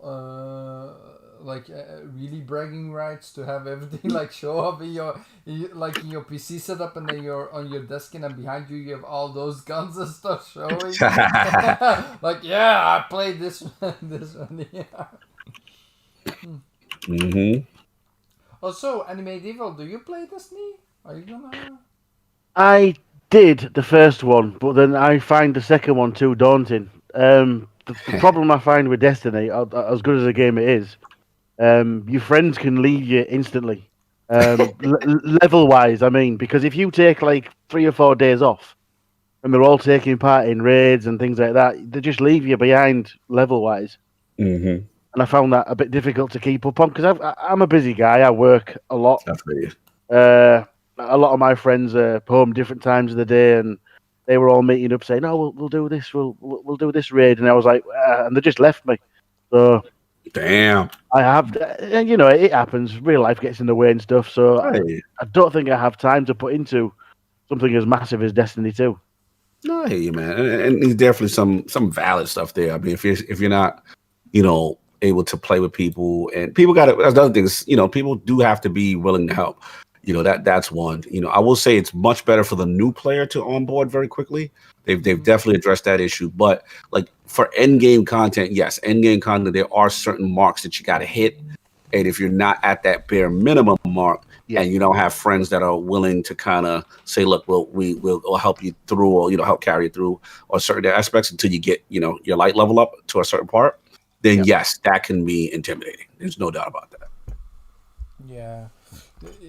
I think the Destiny community is one of the more healthy ones out there, that actually helps a lot of people that are new to the game and stuff. Absolutely. There's a lot more toxic ones. Go play some Overwatch. Oh. No, thank you. Like I played that back in the day, and every time I go in that game, I rage. I just rage. Because people, and you try to help them and they don't listen and stuff. I'm like, yeah, okay. I'll see you next time. Like, bye. So, Cognito, is this something you're looking forward to? A particular game that is coming out that has not been out yet? What's left, man? What's left? Come on, the VGAs were just behind the corner. They're just done, so there's a lot more announced. Come on. There's a ton of stuff coming, but it's like right now, I mean, I'm good. So like, as far as like for the rest of the year, I mean, probably the next thing, I got my eye on the Medium when that drops. Very curious about that game. I want to see how they do the dual reality kind of thing. Yeah. You got the big blockbusters, obviously, the Halo Infinite, you see the updates, you see that kind of stuff. You want to know what's going on. I'm trying to think. This, to me, I'm all about Xbox Game Studios right now, and I want to see what they start developing. And I think it's a big controversy in the ILO podcast community. They're very mad with me right now because I just said that look, I want Microsoft, again, not to change the formula of any of their existing games, right? Halo, Gears, that's fine. Smitty Smith know what I'm about to say, right? And it's called. I call it #JustOne. And what I mean by that is just one AAA new IP. This has to be created. So people don't yell Hellblade 2 at me. I know Hellblade 2, it looks amazing. I know Hellblade 2 technically fits what I'm about to say. But what I want is a new IP from one of the Xbox game studios that is a third-person, AAA, cinematic, narrative-based game. I feel I am not asking a lot when there's 23 Xbox game studios to have one. That's all. Just show me it's in development. Show me you're making one of those type of games, and I'm good. I'm not saying for Microsoft to change everything they're doing and all their games be that type of game. No. I'm not telling Microsoft to mimic Sony pound for pound. No. Microsoft doing a great job being diverse with a diverse level styles of games. I love that. But I am upset that I feel like that genre, I feel Microsoft can at least attempt it. And it hasn't happened in a long time. You know what I mean? So that's all I'm saying. So I think, we got, so many studios. You got the Bethesda studios now that's in. You've got, what you call it? You've got, what's about my people from that made Avowed, even though that's first person. But, those guys, why am I blanking on their name? And they're amazing. Yes, Obsidian. You know what I'm saying? Like, that's all I'm saying. So, and obviously, Initiative, people are like, oh, Initiative, Perfect Dark. But technically, Perfect Dark is not a new IP. You know what I mean? So again, remember the rules. New IP. And the reason why I'm stressing new IP, I'm so hard about it, is because when I fell in love with the Xbox ecosystem, right? Regular Xbox, the OG, had Halo, right? That was a new IP, technically, that was theirs, that they controlled, and that was the face of the generation, right? When the 360 came out, you had Gears. That was a new IP that was theirs. That was the face of that generation. What is the face of the Xbox One generation? You see what I'm saying? What is the next hero? What is the next? They need a new leader. It's like a new hero, a superhero, right? You need, like Sony, you can say what you want, but they have those. They have the God of Wars. They have the Ghost of Tsushima. They have the Last of Us. They have if you don't like Days Gone, there's games like that. Right? It was even Uncharted back in the day as well, wasn't it? Thank you. And what pisses me off is the Xbox community is getting mad with me saying, oh, we don't need to copy them. And, and I'm like, bro, so I can't ask for one? Like, I don't think asking for one of those type games is a big ask. And people are very upset with me, but I'm holding firm, man. Hashtag just one. 23 studios, you can make one type of game like that. So to me, is yeah. I'm thinking like compulsion. They haven't really shown. I know. That's the dark horse. Phil is very excited about. Very high about right. And compulsion may be the one because shout out. It's funny you said that because shout out to Phil who mentioned that. Shout out to 𝕷𝖵 𝕻𝖎𝖙𝖐 from Compulsion, who we've had on ILP. She's a community manager, and she actually leaked on our show because we were like, look, we know you guys are cooking up, and she said, look, I can't spoil what we're doing, but I said, could you tell us? We asked, well, can you tell us the style of game? And she did say it's gonna be a third person game. So I was like, okay, that's the first hope, right? Third person, right? And then it's gonna be most likely a new IP, right? So I'm begging that it may be Compulsion that gives me what I want. And that's all I want, man. That's all I want. A game that's new, that Microsoft controls, that it's theirs. Because people are hitting me with the Medium, and I'm like, okay, but the Medium, what's the studio that makes the Medium? Is it the Bloober team? Right. Bloober is not owned by Microsoft. No. It's not, right? So people keep hitting me with that. People hit me with Hellblade. I'm like, Hellblade's great. I'm hyped. But it's a sequel, right? Remember I said the rule, new IP. We want new heroes. That's what I want. So would you not consider Avowed being that game as well? Because Avowed is amazing. Avowed hits every point except one. It's first person. Remember the rule. Is it gonna be first person only? Yes, gotta be third person. That's the rule. That's the rule. Because and remember, Bethesda, for as great as they are, the majority, I want to say like 80%, we could say, are first-person games.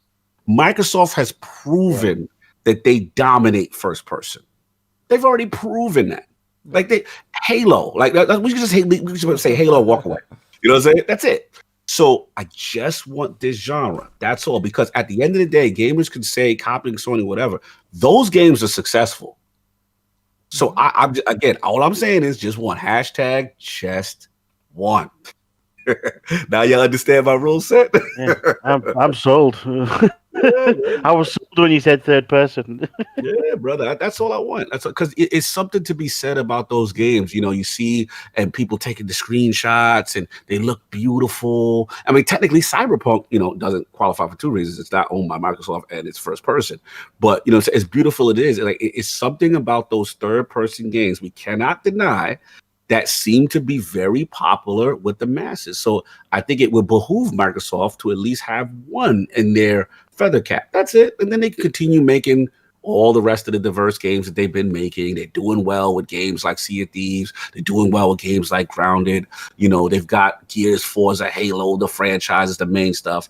But I just feel what's lacking is because what made me fall in love with Xbox was those new heroes, those new things like that. That to me sets off a generation, and it gives the generation identity.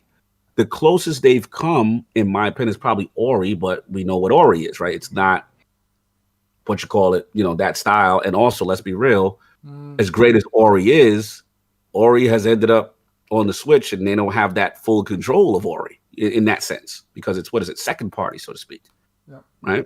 So that's all. So they want to be bought the studio itself. So, Exactly.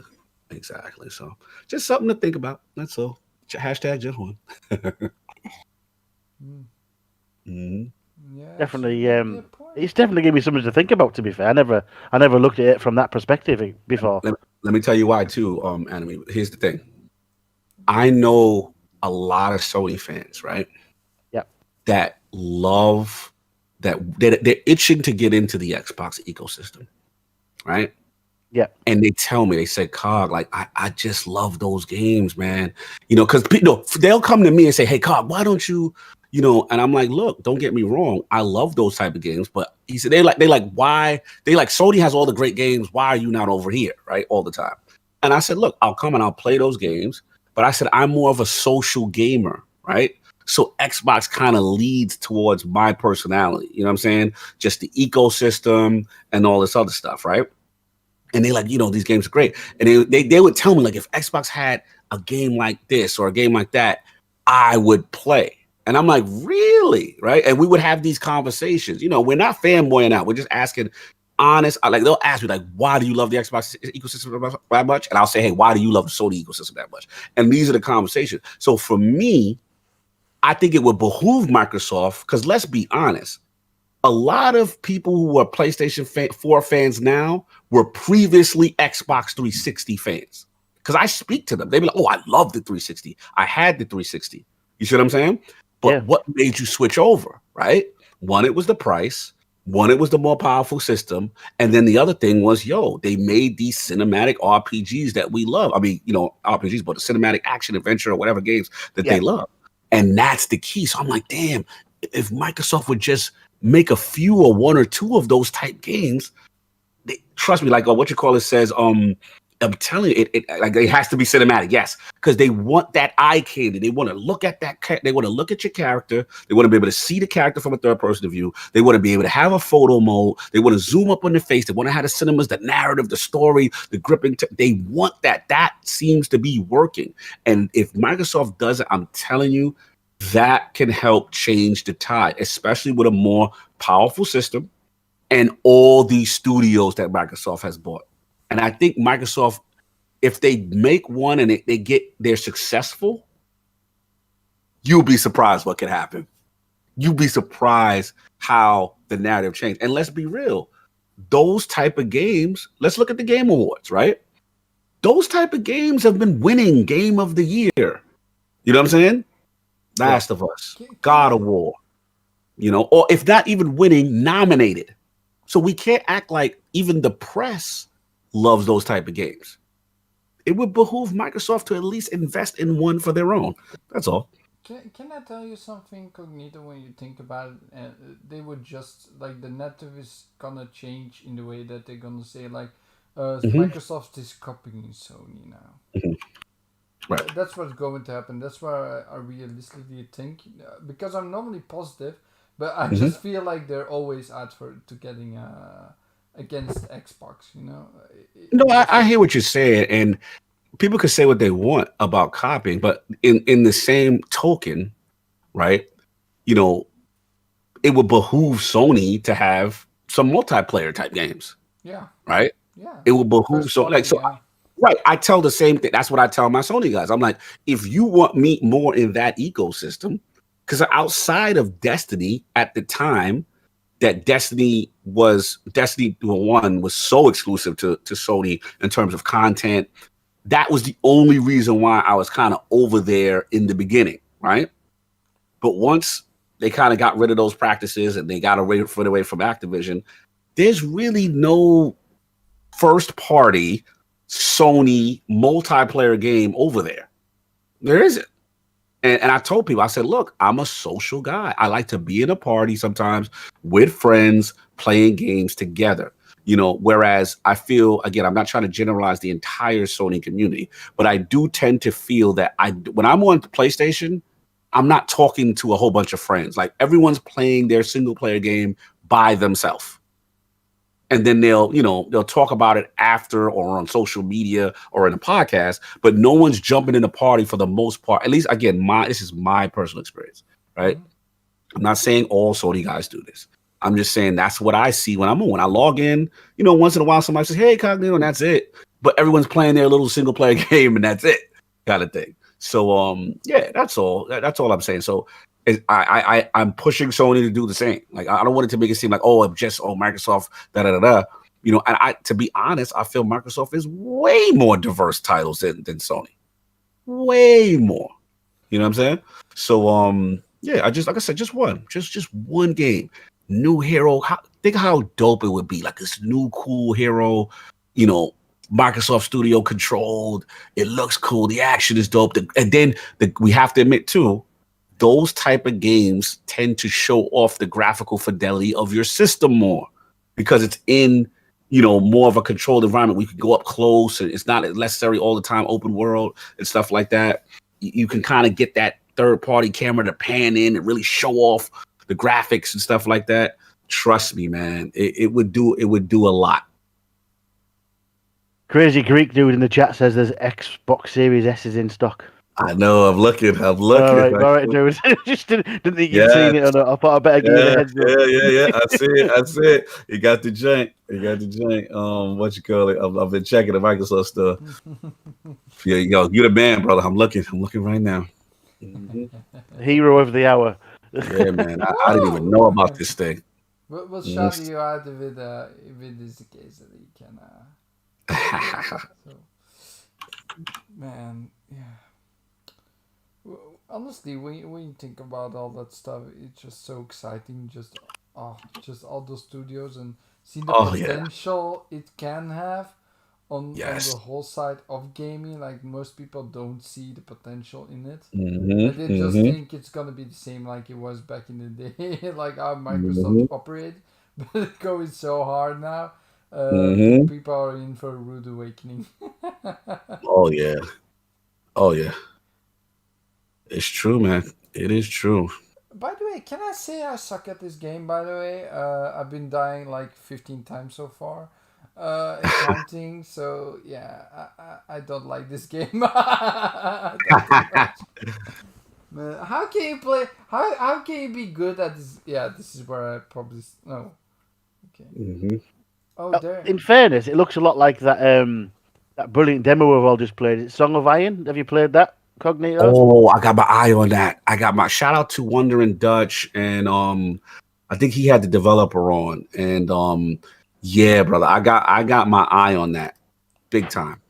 My gameplay looks. Yeah, I've had a couple of minutes in the demo, but I need to finish that before it disappears because it's not staying around for long, is it? Yeah.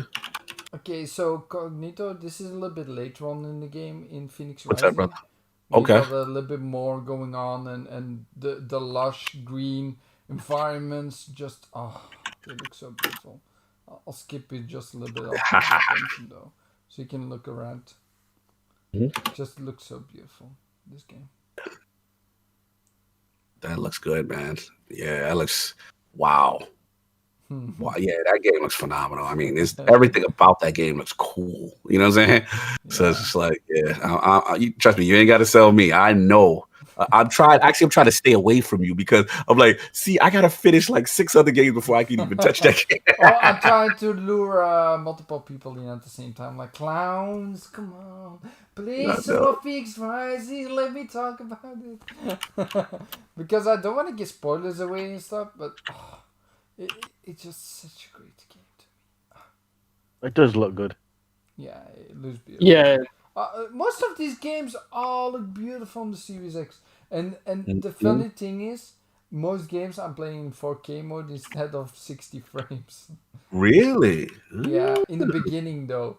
As soon as I feel that something is up, like I feel that I'm not responsive enough, I switch to 60 mode. But in the beginning, I always play in the visual. Because in Cyberpunk, it's a lot of talking, a lot of walking around and doing stuff, because I just don't like to just drive from point A to B. I like to walk around, explore. So I love all the aspects of the game in general, and really love to be immersed in the game. So then I feel the quality mode comes more to the right it has to be in the game because of that. Okay. So it's stuff like that that keeps me thinking all the time, and I cannot say enough about graphics in all these games nowadays. Like we're at the point it cannot get any better even. Yeah, we're in a good spot, man. We're in a good spot. So especially with gaming, it's just so cool right now. Yeah, I don't get that argument. People are like, oh, there's no first-party games, so there's no games to play. I mean, come on. We got so many Ubisoft games that came out at once, and then we got Cyberpunk. I mean, there's games out there. Oh, tons. You know what I mean? It doesn't have to be first-party that launches with a system, but like that's the toxic Twitter mentality right now. It's like, oh, you shouldn't get a next-gen system because no first-party games. Like, I'm like telling all these people, come on, give it up. Just play games. Not only that, probably they don't buy games anyway. They just have their Call of Duty and their one game a year. That's what they do. And they like that. Possibly they like that third person view type of experience, like Cog is saying. And maybe they don't like the experience that Xbox is offering because they don't. That's what I was about to tell you. That's what I was about to tell you. There's some people I'm realizing. There's some games. You said it well, Flamish. That only like that. I'm not saying there's a big amount of them, but I notice a lot on that side. They only like those style of games. You know what I'm saying? And to them, I've heard them say, oh, Hellblade doesn't count because this is that. You see what I'm saying? I'm like, I would get into these arguments. I'm like, wait a minute. How can you say Xbox has no games when they have this, that, and this? Oh, well, and it's always an excuse. It's all, well, that's not theirs. They don't control. Oh, well, it's not that type of game. I want a game like this, and I want a game like that. And I'm like, oh, I said, so for it to count. So basically, there are games. It's just that you don't like these other style of games. That's what it is. I said, now you do realize that even though you don't like Sea of Thieves and whatever, that millions of people are playing this game and love this game, right? You do realize this, right? And we would get into these debates, and then I'm like, okay, so this is just personal preference to your stuff. This has nothing to do with so you can stop that narrative, like Clowns are saying, that, oh, they have no game. They just have not that game, and that's why you're being stubborn. Let's be real. That's all this is. I do want to say, for me, don't you think, personally, that Sea of Thieves would be a little bit better if it was in third person? Listen, I mean, I can't comment because I'm not going to lie. I'm not the biggest Sea of Thieves guy, but I recognize how important and how addictive that game is. I remember when streamers got a hold of it, And it's just mindless fun. It's just like you just with your boys, you drinking on the bar. It just I see the appeal. Like I get the appeal of it. It's not my game, but I think the only you know where they would get me. It doesn't even have to be a third person. For me, the reason why it's harder for me to stay committed to it is because coming from a looter shooter standpoint or whatever, those type of games that I like, right? I feel like the progression, I think Jez Gordon said it best. The progression in Sea of Thieves is it's basically cosmetic, right? Yeah. So when you beat and you do something, that cosmetic thing makes you look cool, but it doesn't necessarily give you any type of advantage. And for me, that's where I kind of cooled out because I'm like, damn, like I want to kind of have something that, a gun that makes me shoot better or something that makes me track something to treasure better or something like that. And I think the way they're looking at it is they don't want to give any type of advantages to the player base. Mm-hmm. And they just want it to be casual. And I think that's just a game design choice, right? And that's cool because not everything has to be a looter shooter and not everything has to be what I want, right? And clearly, the gamers are not listening to me. People are playing that game, and it is becoming one of the most successful new IP, right? Yeah. It's a new IP, right? Yeah, franchise. That's what I keep telling Sony guys. Like, you could say, like, I don't even go crazy about the game for me personally, but I recognize the impact of the power of that game. So Microsoft, keep doing those type of games. Keep doing that. That's great. You know what I'm saying? All I would say is, yeah, I think for me, it's not even the third party to your question. It's more of the progression system, the reward system. If maybe, let's say, Sea of Thieves 2, they start to give you, stuff that improved your character in the game world, then I would be more addictive to it. But salute to them, man. See, Rare is knocking it out the park with this. I'm so happy from how that game started to where it is now. Is tremendous. I'm a late adopter, to be fair. I've only just started playing it, only because I got invited in to teach somebody new how to play it, and then we're completely hooked. Yeah. But I'm playing with 3 other great people. Yeah. Who I know and talk to, and from the community. It's just a laugh. Yes. It's just stupid. Exactly. It really is. You shoot the shit, you just having fun, man. Like you just, and throw someone in the brig, and it is fun. I cannot deny that game is not fun. The game is fun. Like there's no doubt about it. Mm-hmm. Yeah, that is true. Yeah, I think there was an instance the other day where we'd offloaded some treasure, and we were just meandering along, and we saw a ship, and we just sort of asked each other, "Should we? Should we? Yeah, let's get them." Yeah. Yeah, absolutely. It took us 20 minutes to get them, but we got them eventually. It was all right. It was good. But when you're with a group of good guys like that, you can laugh so hard at it, and you come off feeling brilliant when you're finished. You really do. Yeah, you do. You do. Also, Mito, there was this other guy on YouTube he's having a lot of stories. Like when he has a game and he has a story to tell, he tells it to the community that he has. And one of those stories that was in Sea of Thieves with the friends, and he was raiding on the people. And there was one guy who had a lot of treasure in his boat, and he's like, "No, please don't raid me. I'm 1 level away from Pirate Legend." And they helped him actually. You know what it is? You can always create your own type of story in the game, right? You create your own quest. Like it's cool, man. Like that's what gamers gotta understand. I think the problem with this generation of gamers, I think clowns will understand what I'm about to say, is it's okay to say, okay, the game is not for me. But you can't say the game is trash because you don't like it, right? Like, I just feel like, look, you can say, it's not for me, but I recognize that millions of people love this. You know what I'm saying? Like, that's the difference. I think this culture is so quick to say something is trash and be dismissive and it's so disrespectful.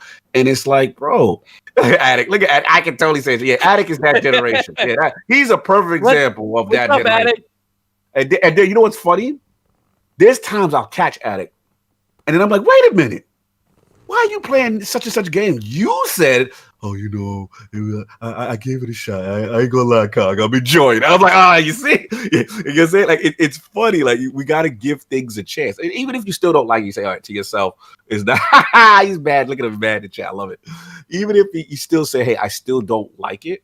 But what I will give Addict credit, though, he has now, like, when I'm talking about old Addict, like new Addict now, he'll be like, yo, nah, I get it. He'll be like, I could see why people like this joint. You know what I'm saying? I could see why, if you like that style of game, now he'll say it's just for me. But there's a lot of gamers that, they just, they don't want to even give credit to a game. Like, again, let's use Sea of Thieves as a perfect example, right?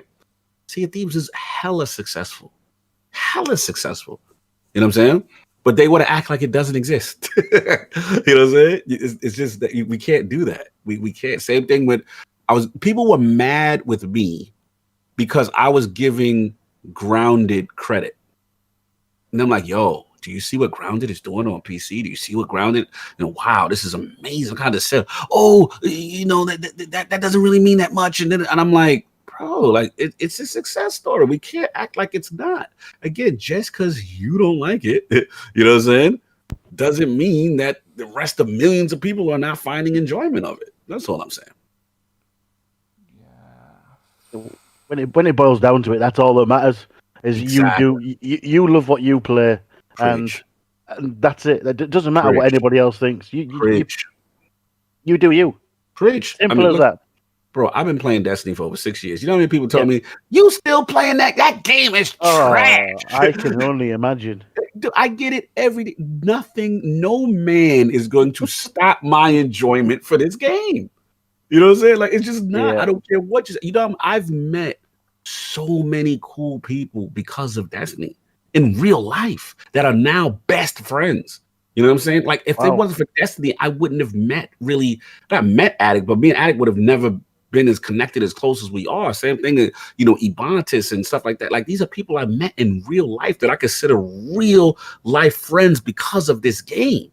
Like, it's a community. There's people I've done raids with. It's like we've been in a war together. We went through Vietnam together. That's my brother because we beat the hard raid on. Like, that's what I'm talking about. Like, there's no game that has given me, you know what I'm saying, like that level of connection. Shout out to Back from Dead. He said I get the same card. I started the House of Wolves. Yeah, same thing with PvP, Trials of Osiris. There's certain games that is just gonna always resonate, and no one should tell you, otherwise, that you shouldn't, be proud to still be playing it or enjoy it. And I actually like when people like games that I didn't really give a chance or whatever. I'm like, oh really? Okay, you know what? You're making me take a look at it. Let me, get a shout out. You know what I'm saying? I see what you call it. Say, hey, you guys making me want to look at Grounded or whatever. Like, that's dope. Try something different. Come out your comfort zone and see, because you'd be surprised. Or games that have changed, evolved. You know, a game that really impressed me, I gotta admit, was I hadn't touched No Man's Sky since it was announced on PlayStation as an exclusive. Right? Mm-hmm. I remember when I touched it back then and I played it. I'm like, okay, this is very ambitious. This is not exactly what I thought was promised. And I'm like, okay, I'm not really into it, right? Mm-hmm. I've played that game maybe, 2 weeks ago with the next gen patch. Remember, I haven't played it since then. It is a completely different game. I'm like, yo, this is amazing.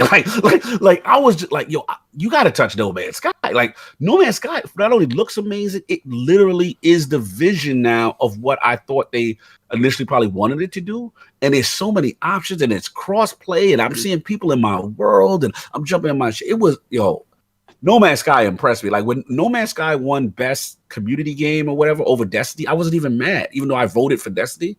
I was like, nah, I get it. That game truly transformed itself, and it's in Game Pass, and it's dope. It's cool, man. It's cool. So, like I said, those are perfect examples of stuff like that. Yeah, absolutely. Mm-hmm. I mean, that's another game I want to try. Yeah, on the list, the ever extensive list. Mm-hmm. Oh yeah, it always grows, man. Grows and grows and grows. Yeah, I had the same stuff with World of Warcraft. World of Warcraft is that game that resonates with me on the level that I haven't had with any other game. Mhm. Because of the friendships and the heartbreaks I have in that game. I mean, I've been kicked out of my.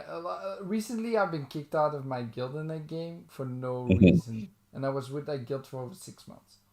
Mhm. Clans was Wow. there. Yeah, Clans knows the story. I'm like, I gonna burn that guild to the ground. I gonna make it burn from the inside. I was so mad at them for doing it, man. Mhm. Yeah, it's annoying, but yeah, I just moved on. I hear you. But everybody has that one game, like you're saying, Yeah. Cloud, that Yeah. just resonates with you, and you will play for days and days and days. I mean, for Assassin Lupa in the community, that's Yeah. Assassin's Creed. She played Assassin's Creed Odyssey over 800 hours. I mean, Mhm. bravo to Wow. her. Yeah, Wow. she Mhm. completes every Assassin's Creed fully, like 100%. Everything done, every quest, every side quest. It doesn't matter. Every exploration thing, she done it. So Mhm. kudos to her for that. It's Yeah. amazing how people can get connected in this stuff as well. Mhm. Oh yeah. Absolutely. Absolutely. Mhm. It's beautiful. Yeah, Well, man. there's one game that touches me, Lord Cog. I hope you get into this game, man, because I think if we get enough people on this game, it could be the Destiny killer, Oh, Marvel's here we go. Avengers. Here we go with Destiny Killer again. Haven't you learned your lesson, Wait, hold clowns? on, Clouds. Destiny? You mean really that Marvel's gonna be Destiny while the game has not really resonated well with how it did the monetization, but not the monetization first, the customization. Like even just collecting gear, it doesn't change you at all. It's a stat upgrade. That's it. Like I thought. I played the demo, the beta when it came out. I was so excited for the game, but after just a little bit, like I saw all the negative stuff, I researched it, and yeah, I'm just waiting for the Series X patch for now. Fair Too enough. many bugs, too many frame rate issues. I'm not touching the game until the patch. I feel you. I feel you. But now, I mean, listen. All jokes aside, clowns. I no, listen. I want to give that game a shot. I'm definitely waiting. For that patch. I didn't play it purposely because I was like, you know what? I want to wait until the next gen and really see the graphical fidelity of that game, what it could truly do. You know what I mean? But once that patch come out, I'll rock with you, man. I mean, you listen, I'm a Marvel fanboy. So Mm. I love superhero games. I love superhero games. So I'm all in. I'm all in. So yeah, once that joint drop, yeah, we can rock out. Yeah. So Mhm. we'll have a dream team. Me, Clowns, you, and Mhm. someone else. Someone else. Who wants to do it? Wow. I don't know. Maybe Animated Evil. We'll see. We'll see. There we go. If he has the game, I don't even know if he has the game. I just hope it He comes he to doesn't. Game He Pass. really doesn't. Oh, you shameful, Yeah. shameful bastard. Never give it a chance. I'll be Mhm. honest. Never give it a chance. It's Mhm. okay. Oh, now see, Maybe maybe I can solve this puzzle. if a group of my friends were playing, I'd jump in. Like Mhm. like it- like Cognito said, I'm also into multiplayer rather than single player most of the Yeah. time. I love hanging out with my friends and just chewing the Yeah. fat and Yep. having a laugh and enjoying myself. So if my friends said let's all play this, I would play it. Mhm. Absolutely. Mm-hmm. Absolutely. Yeah. Mhm. I started thinking how to solve this puzzle because I got stuck at this point. I don't know how to solve this puzzle. Are you stuck? Yeah, Call of the Sea is such a hard puzzle game. Mhm. It breaks my head. There are a couple of games like that just I can't finish. I want to, but I just can't. I'm not smart enough. Like I'm seeing over something. Mhm. If someone has a tip about it, just let me know.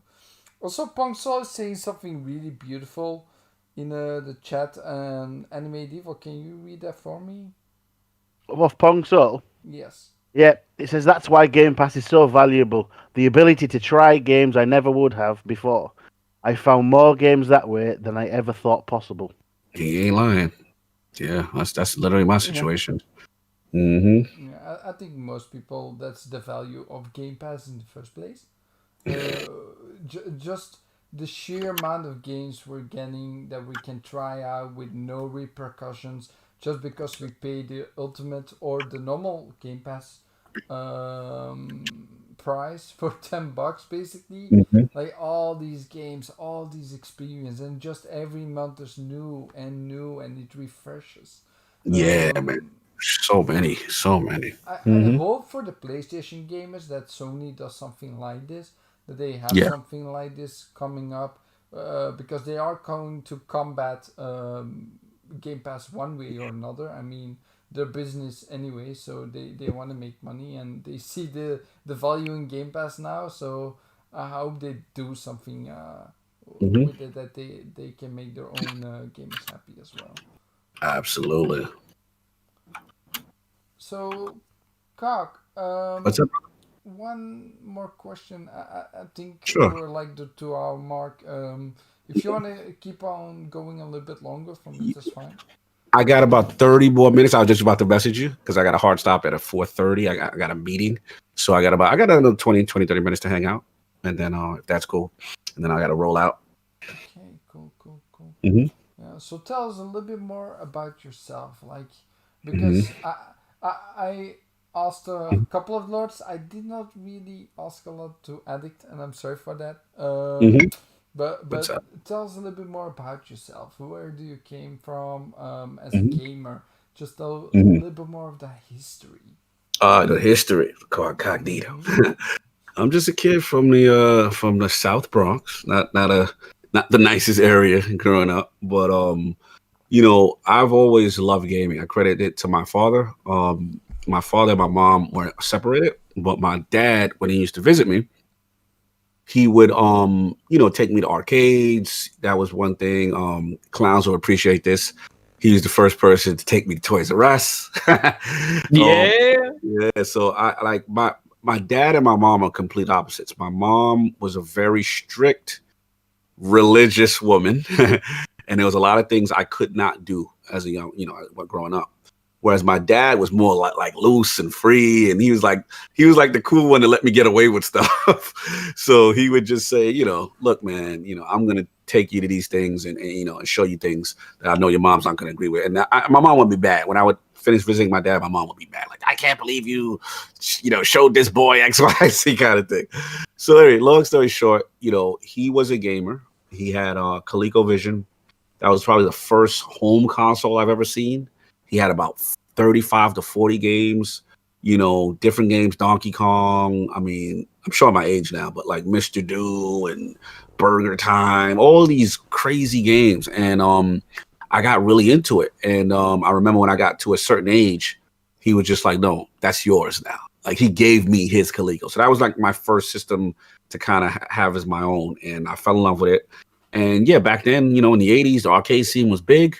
And, I would just go to the arcades all the time. That's when I started to fall in love with Sega. Shinobi was my ultimate favorite game. I used to go to that arcade and be in awe of like this one person who would finish the game in 1 quarter.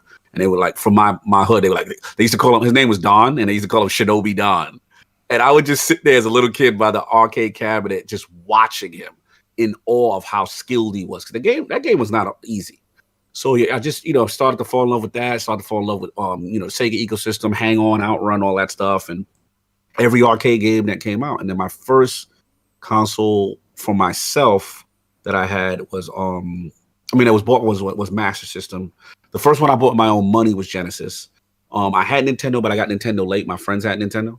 And I just fell in love with gaming, man. Gaming was just something that was so cool. It was an escape for me. I enjoyed it. As I got older, all the people that pretty much on the podcast now are childhood friends. King, that's family. Sov, that's I know Sov since the 3rd grade. We've been in every class in school since the 3rd grade together. So me and Sov got tremendous history. And basically what ended up happening was as we started to get more into gaming, my house in the South Bronx became like a little bit of an oasis in the hood. So instead of people getting into trouble, they would come over on Saturdays, Fridays, and we just play games all day, and we had all the consoles and it was just a fun place to be, between, TurboGrafx and, Genesis all the way, Super Nintendo, 3DO, Jaguar, Neo. I mean, you name it, we had it at some point. At least King had it, and we got a chance to check it out. So, it just kept on going. And, as far as gaming and then, the podcast, I squarely give always credit to Addict with that, because as an older gamer, I always kind of looked at podcasting as a young man's thing. I never think people really would care about what some older dude got to say about games. So, I mean, I never looked at it like that. And for me, to be honest, I'm not trying to shame anybody, like, Twitch and streaming and all that. Like, I just didn't understand why people would want to watch someone else play. But it was a big thing. And, I credit Addict. He was just like, yo, you should do a podcast. And I was just like, I was very resistant. I'm like, nah, I don't think it's for me, whatever. So then he goes, well, I'll host and you'll be a guest. And I'm like, okay. And me and him got close through Destiny. Like it was through Anchorman. That's when I met Addict. And then me and him got very close because I remember getting into an argument with Addict back in the day. And I was like, "Dude, you got to play Destiny." He's like, "Oh, I don't like that game." So the deal was he had Assassin's Creed, I'm going to say Brotherhood. And the deal was, if you don't like Destiny, if you play, I said, you have to play it with me and you have to do a raid. And I said, if you don't like it after that, I will buy you the game, or you don't have to, like, I'll give you your money back for buying Destiny. And we traded. And I think he gave me Valhalla. So, I mean, not Valhalla, for Brotherhood. And it was so funny. He became addicted and like the biggest Destiny supporter, which was kind of hilarious. So that's how our friendship really kicked off. We would play games all the time. And then, as I got older with the rest of my friends, with Solve and everybody else that I grew up with, they all came over to Xbox Live. And that's been pretty much it. So it's just been rocking out. And then, we started as a Destiny only podcast at first. And people were like, yo, you guys got fun chemistry, but we don't like Destiny. So they were like, so we kind of opened it up to like other games, and next gen and talking about topics. And then once we did that, and I give again credit to Addict, 𝕷𝖵 Podcast was a name he came up with, and because of Destiny. And we just expounded upon it. We just kept getting more ideas and trying to make it bigger and bigger. And that's how it really started. I mean, I remember, Clowns know, like I remember starting like, kind of how you guys are starting, and maybe 5 people in the chat, 2 people in the chat, and you get mad like, yo, where you at? You're supposed to be in the chat on podcast. Kind of thing. Like, very humble beginnings. Very, we don't take anything for granted because we know how hard it was getting started, just to get people to listen to us. But once they did, it started to kind of, pick up, and it's just been a beautiful thing to see, just the growth, and people really like our content and like to hear what we got to say and our little foolishness and our sayings and, going at each other. One thing about the Lords, we are not afraid to disagree. All of us are not afraid. We speak our mind. We're passionate, but it comes from the heart because we truly, I think the difference between our podcast, and I'm not trying to, down anybody. I think the difference between our podcasts is that we truly all know each other and we all truly hang out with each other, like in real life.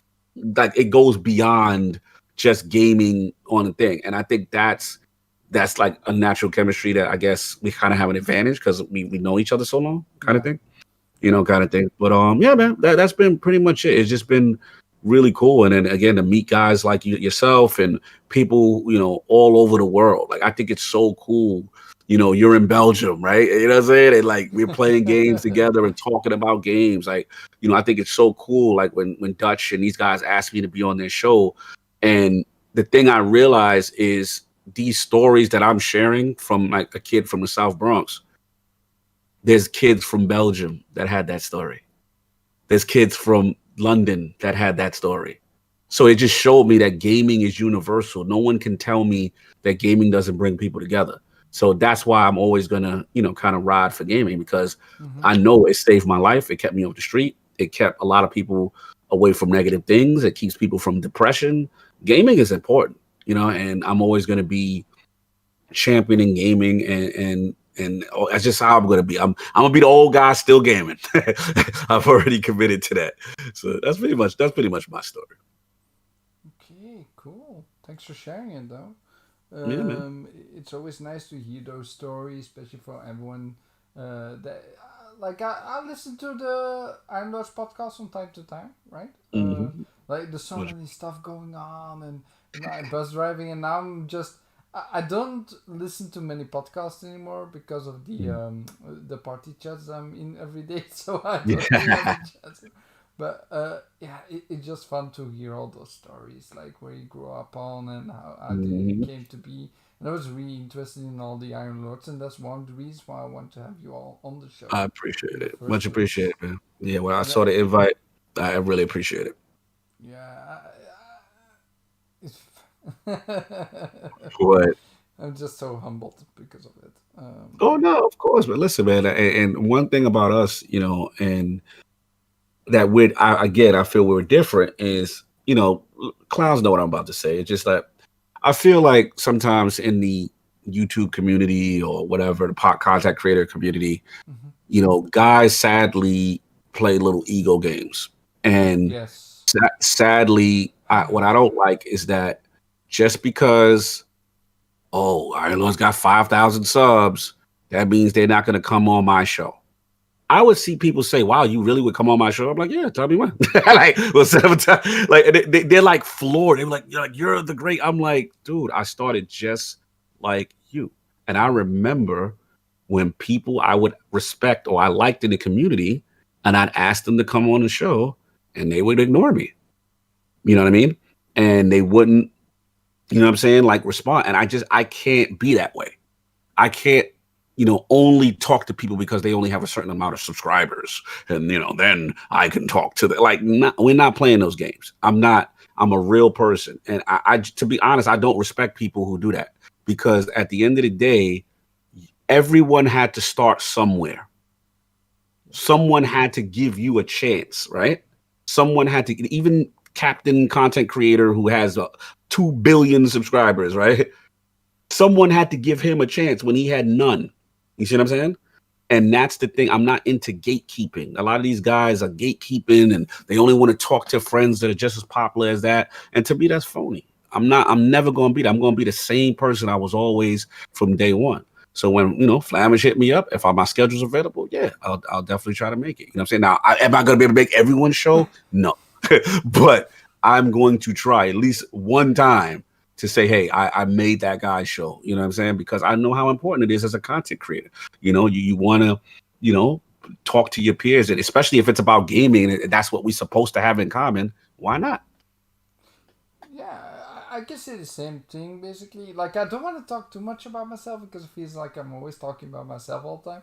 But basically, I can say the same thing. For me, it doesn't matter who's on the show.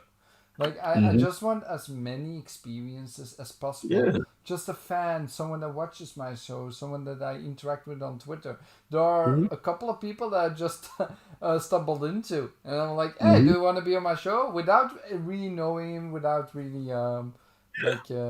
seeing what he's about or stuff. But I just hear his voice, and I feel like he can talk. So, yeah, he's on the show. And here I am 4 weeks later. And here's Animated Evil. There you go. Yeah, that's one of the he was just one time on a community game night with us, which we do every Saturday with the community. I think a couple of weeks ago we were on Halo with 20 persons.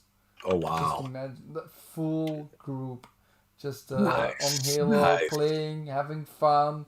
There's even a small little video I should show you about that, Cognito.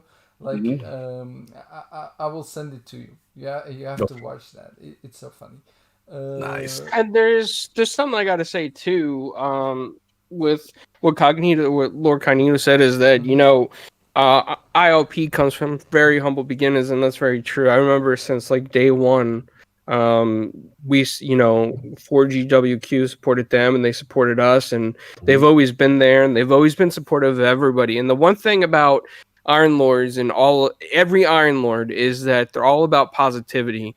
You'll see them always supporting positive people in the community, and that's something that I really like to see.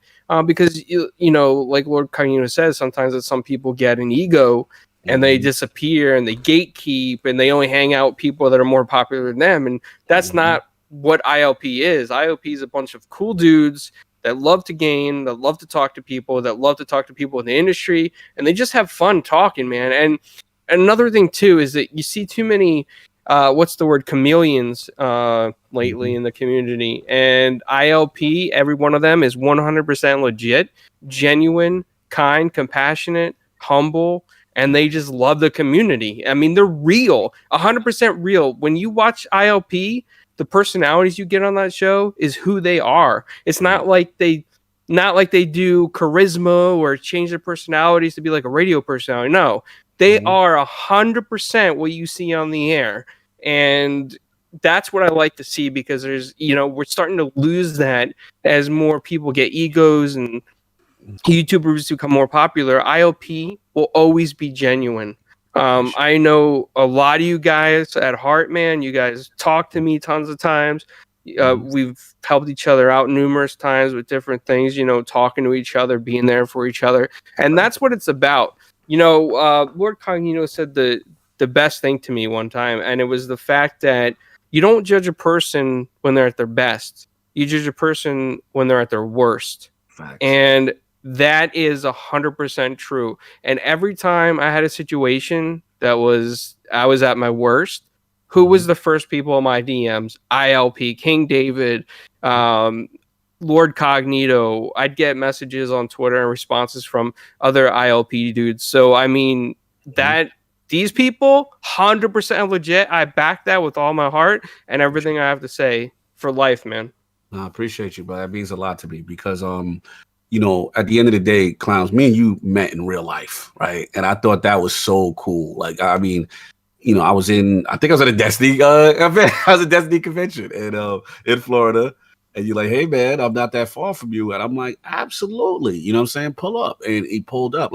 And we just had the realest conversation, you know what I'm saying? And just, met you, your beautiful wife. And then I got you into a little UFC, introduced you to some Destiny content creators, which was dope. And we just had a good time. And, even in general with what you said about, who we are, there's no act like that. This is who we are. The same person that you see, on the screen, you know what I'm saying? It's the same people we are talking in real life. And, we try to check in on my people in real life. I actually shouted you out this weekend because, I didn't put any personal business out there, but I just said, look, man, my brother Clowns is going through something on the family level.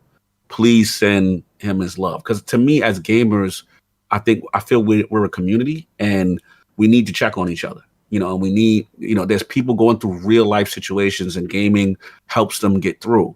And, I'll never put anybody's personal stuff out there on a podcast, but I'll always say, hey, check in on this guy. Make sure he's doing okay.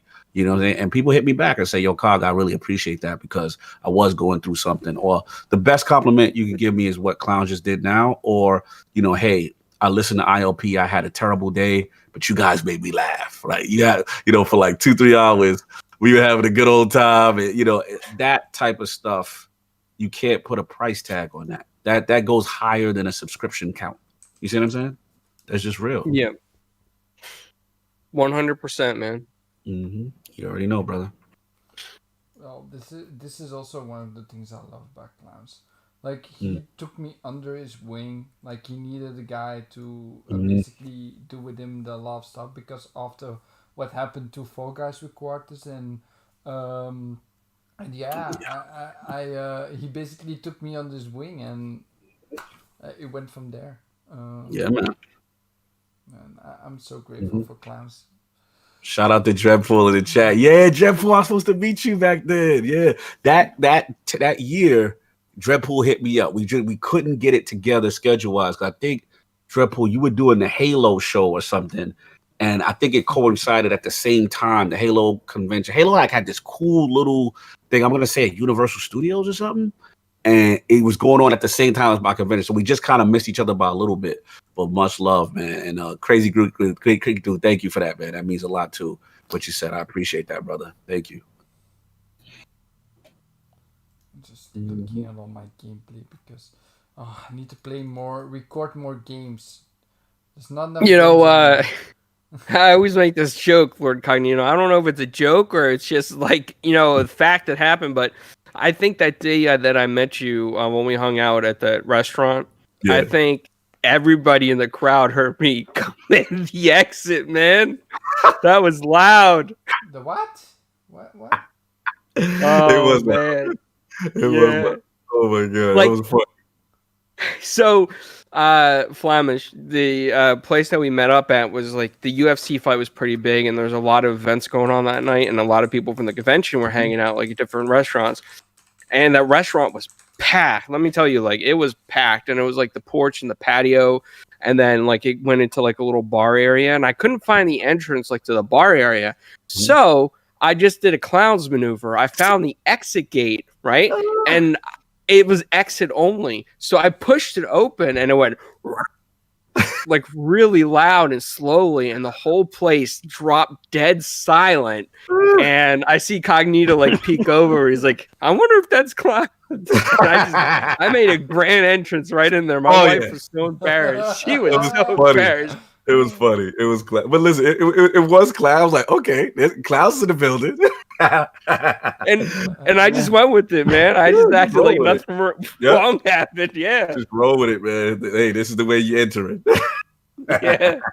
That was a fun day. Classic. It's stuff Yeah, like I can imagine you walking in and the piano stopping, everyone turning to look at you like an old western. Yeah. Who's this guy? Yeah, already like know. the flat doors, he comes in, he's like,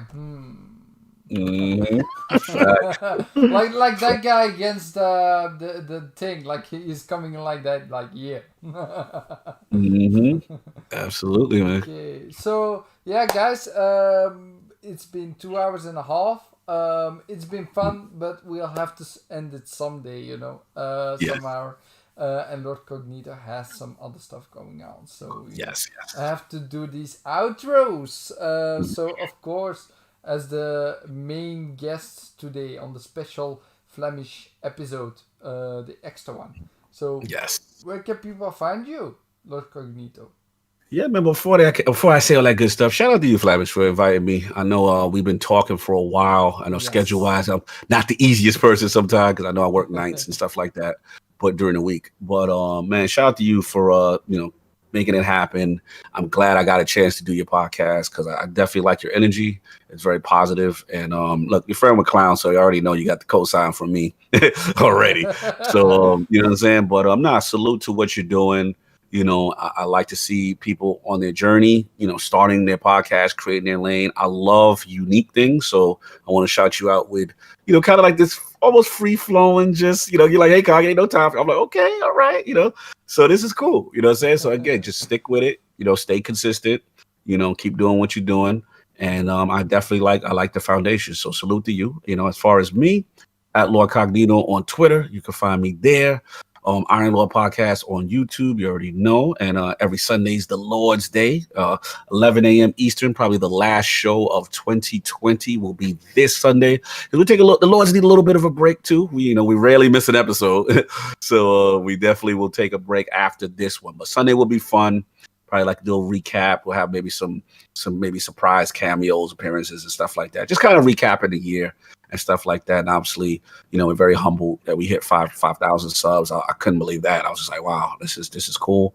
And yeah, man. And also, if you are into Destiny or you're curious about Destiny, I have a show with my brother Ibantis. It's called The Last Word.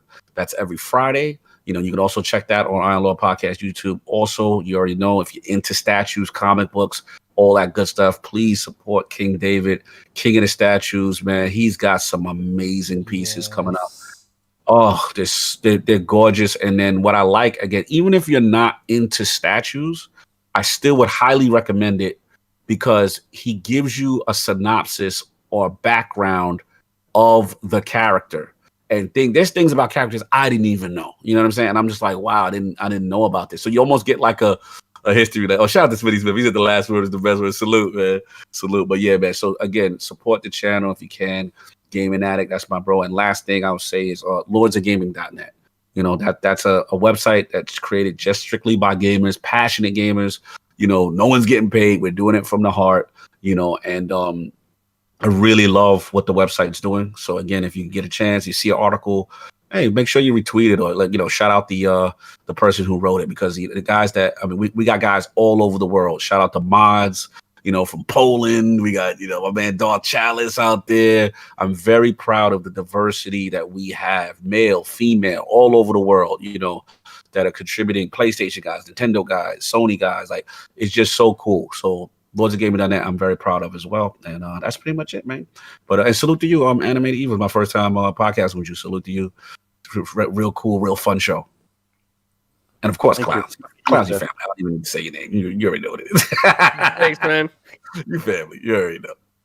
Yeah. So first of all, yeah, thanks for being on the show in the first place. Like, I know this been a while that we were communicating when to get you on the show in the first place. So yes, yeah, I'm just glad it happened. And I had Lord Sovereign on as well, and Lord Addict so far. That's actually harder to get. That's like a rare Pikachu. What do you call it? Like a rare card. Like, you don't know how hard it is to get Solve on the podcast, man. Well, Sovereign had some free days, and I did ask everyone, King. You're lucky. I need to get King back in touch with him to. Yeah, King even get Solve is the one that is hard to get because it's just his schedule is worse than mine.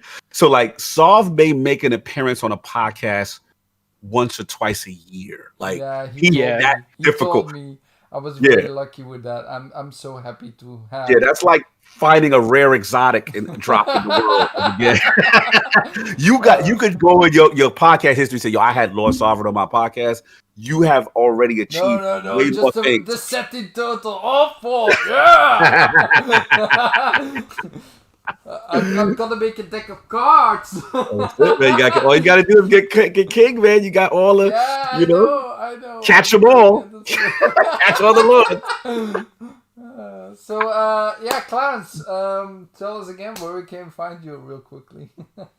Okay, so you guys can find me at Italianclownz on all social media, 4GWQ Podcast on Twitter, 4 Guys with Quarters on Tuesdays, and the new show with you, Flamish, when we get a chance to do it again, which is really fun. You can find me on one of my favorite ILP episodes ever. I don't even remember what number it is. I think it was like number 30 something, but it was the Toys R Us episode, man. Toys R Us episode. We went on for hours about Jeffrey the Giraffe. Yeah, we gotta do that was dope.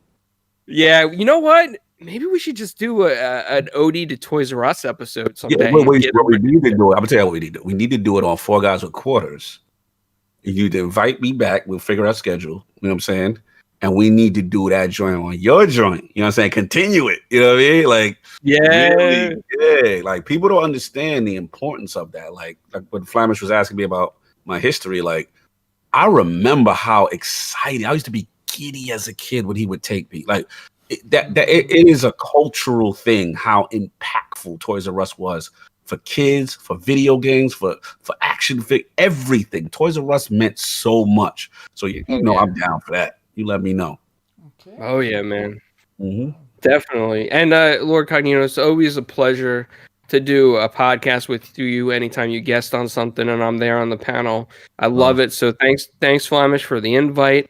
Always a pleasure as well talking to Animated Evil. He's a really good dude in the community. Yes. And he joins us in the community game nights, and any people from the ILP realm, anybody at all, fans, supporters, whatever you consider yourself, and the ILP, you guys yourself, you're always welcome into the game nights on Xbox. Mr. Tushy does them, Noof Nukem does them, and we just sometimes, man, if you love Halo or you love Wreckfest or if you love Gears of War, man, it's like big parties of just people having fun. So yeah. Nice.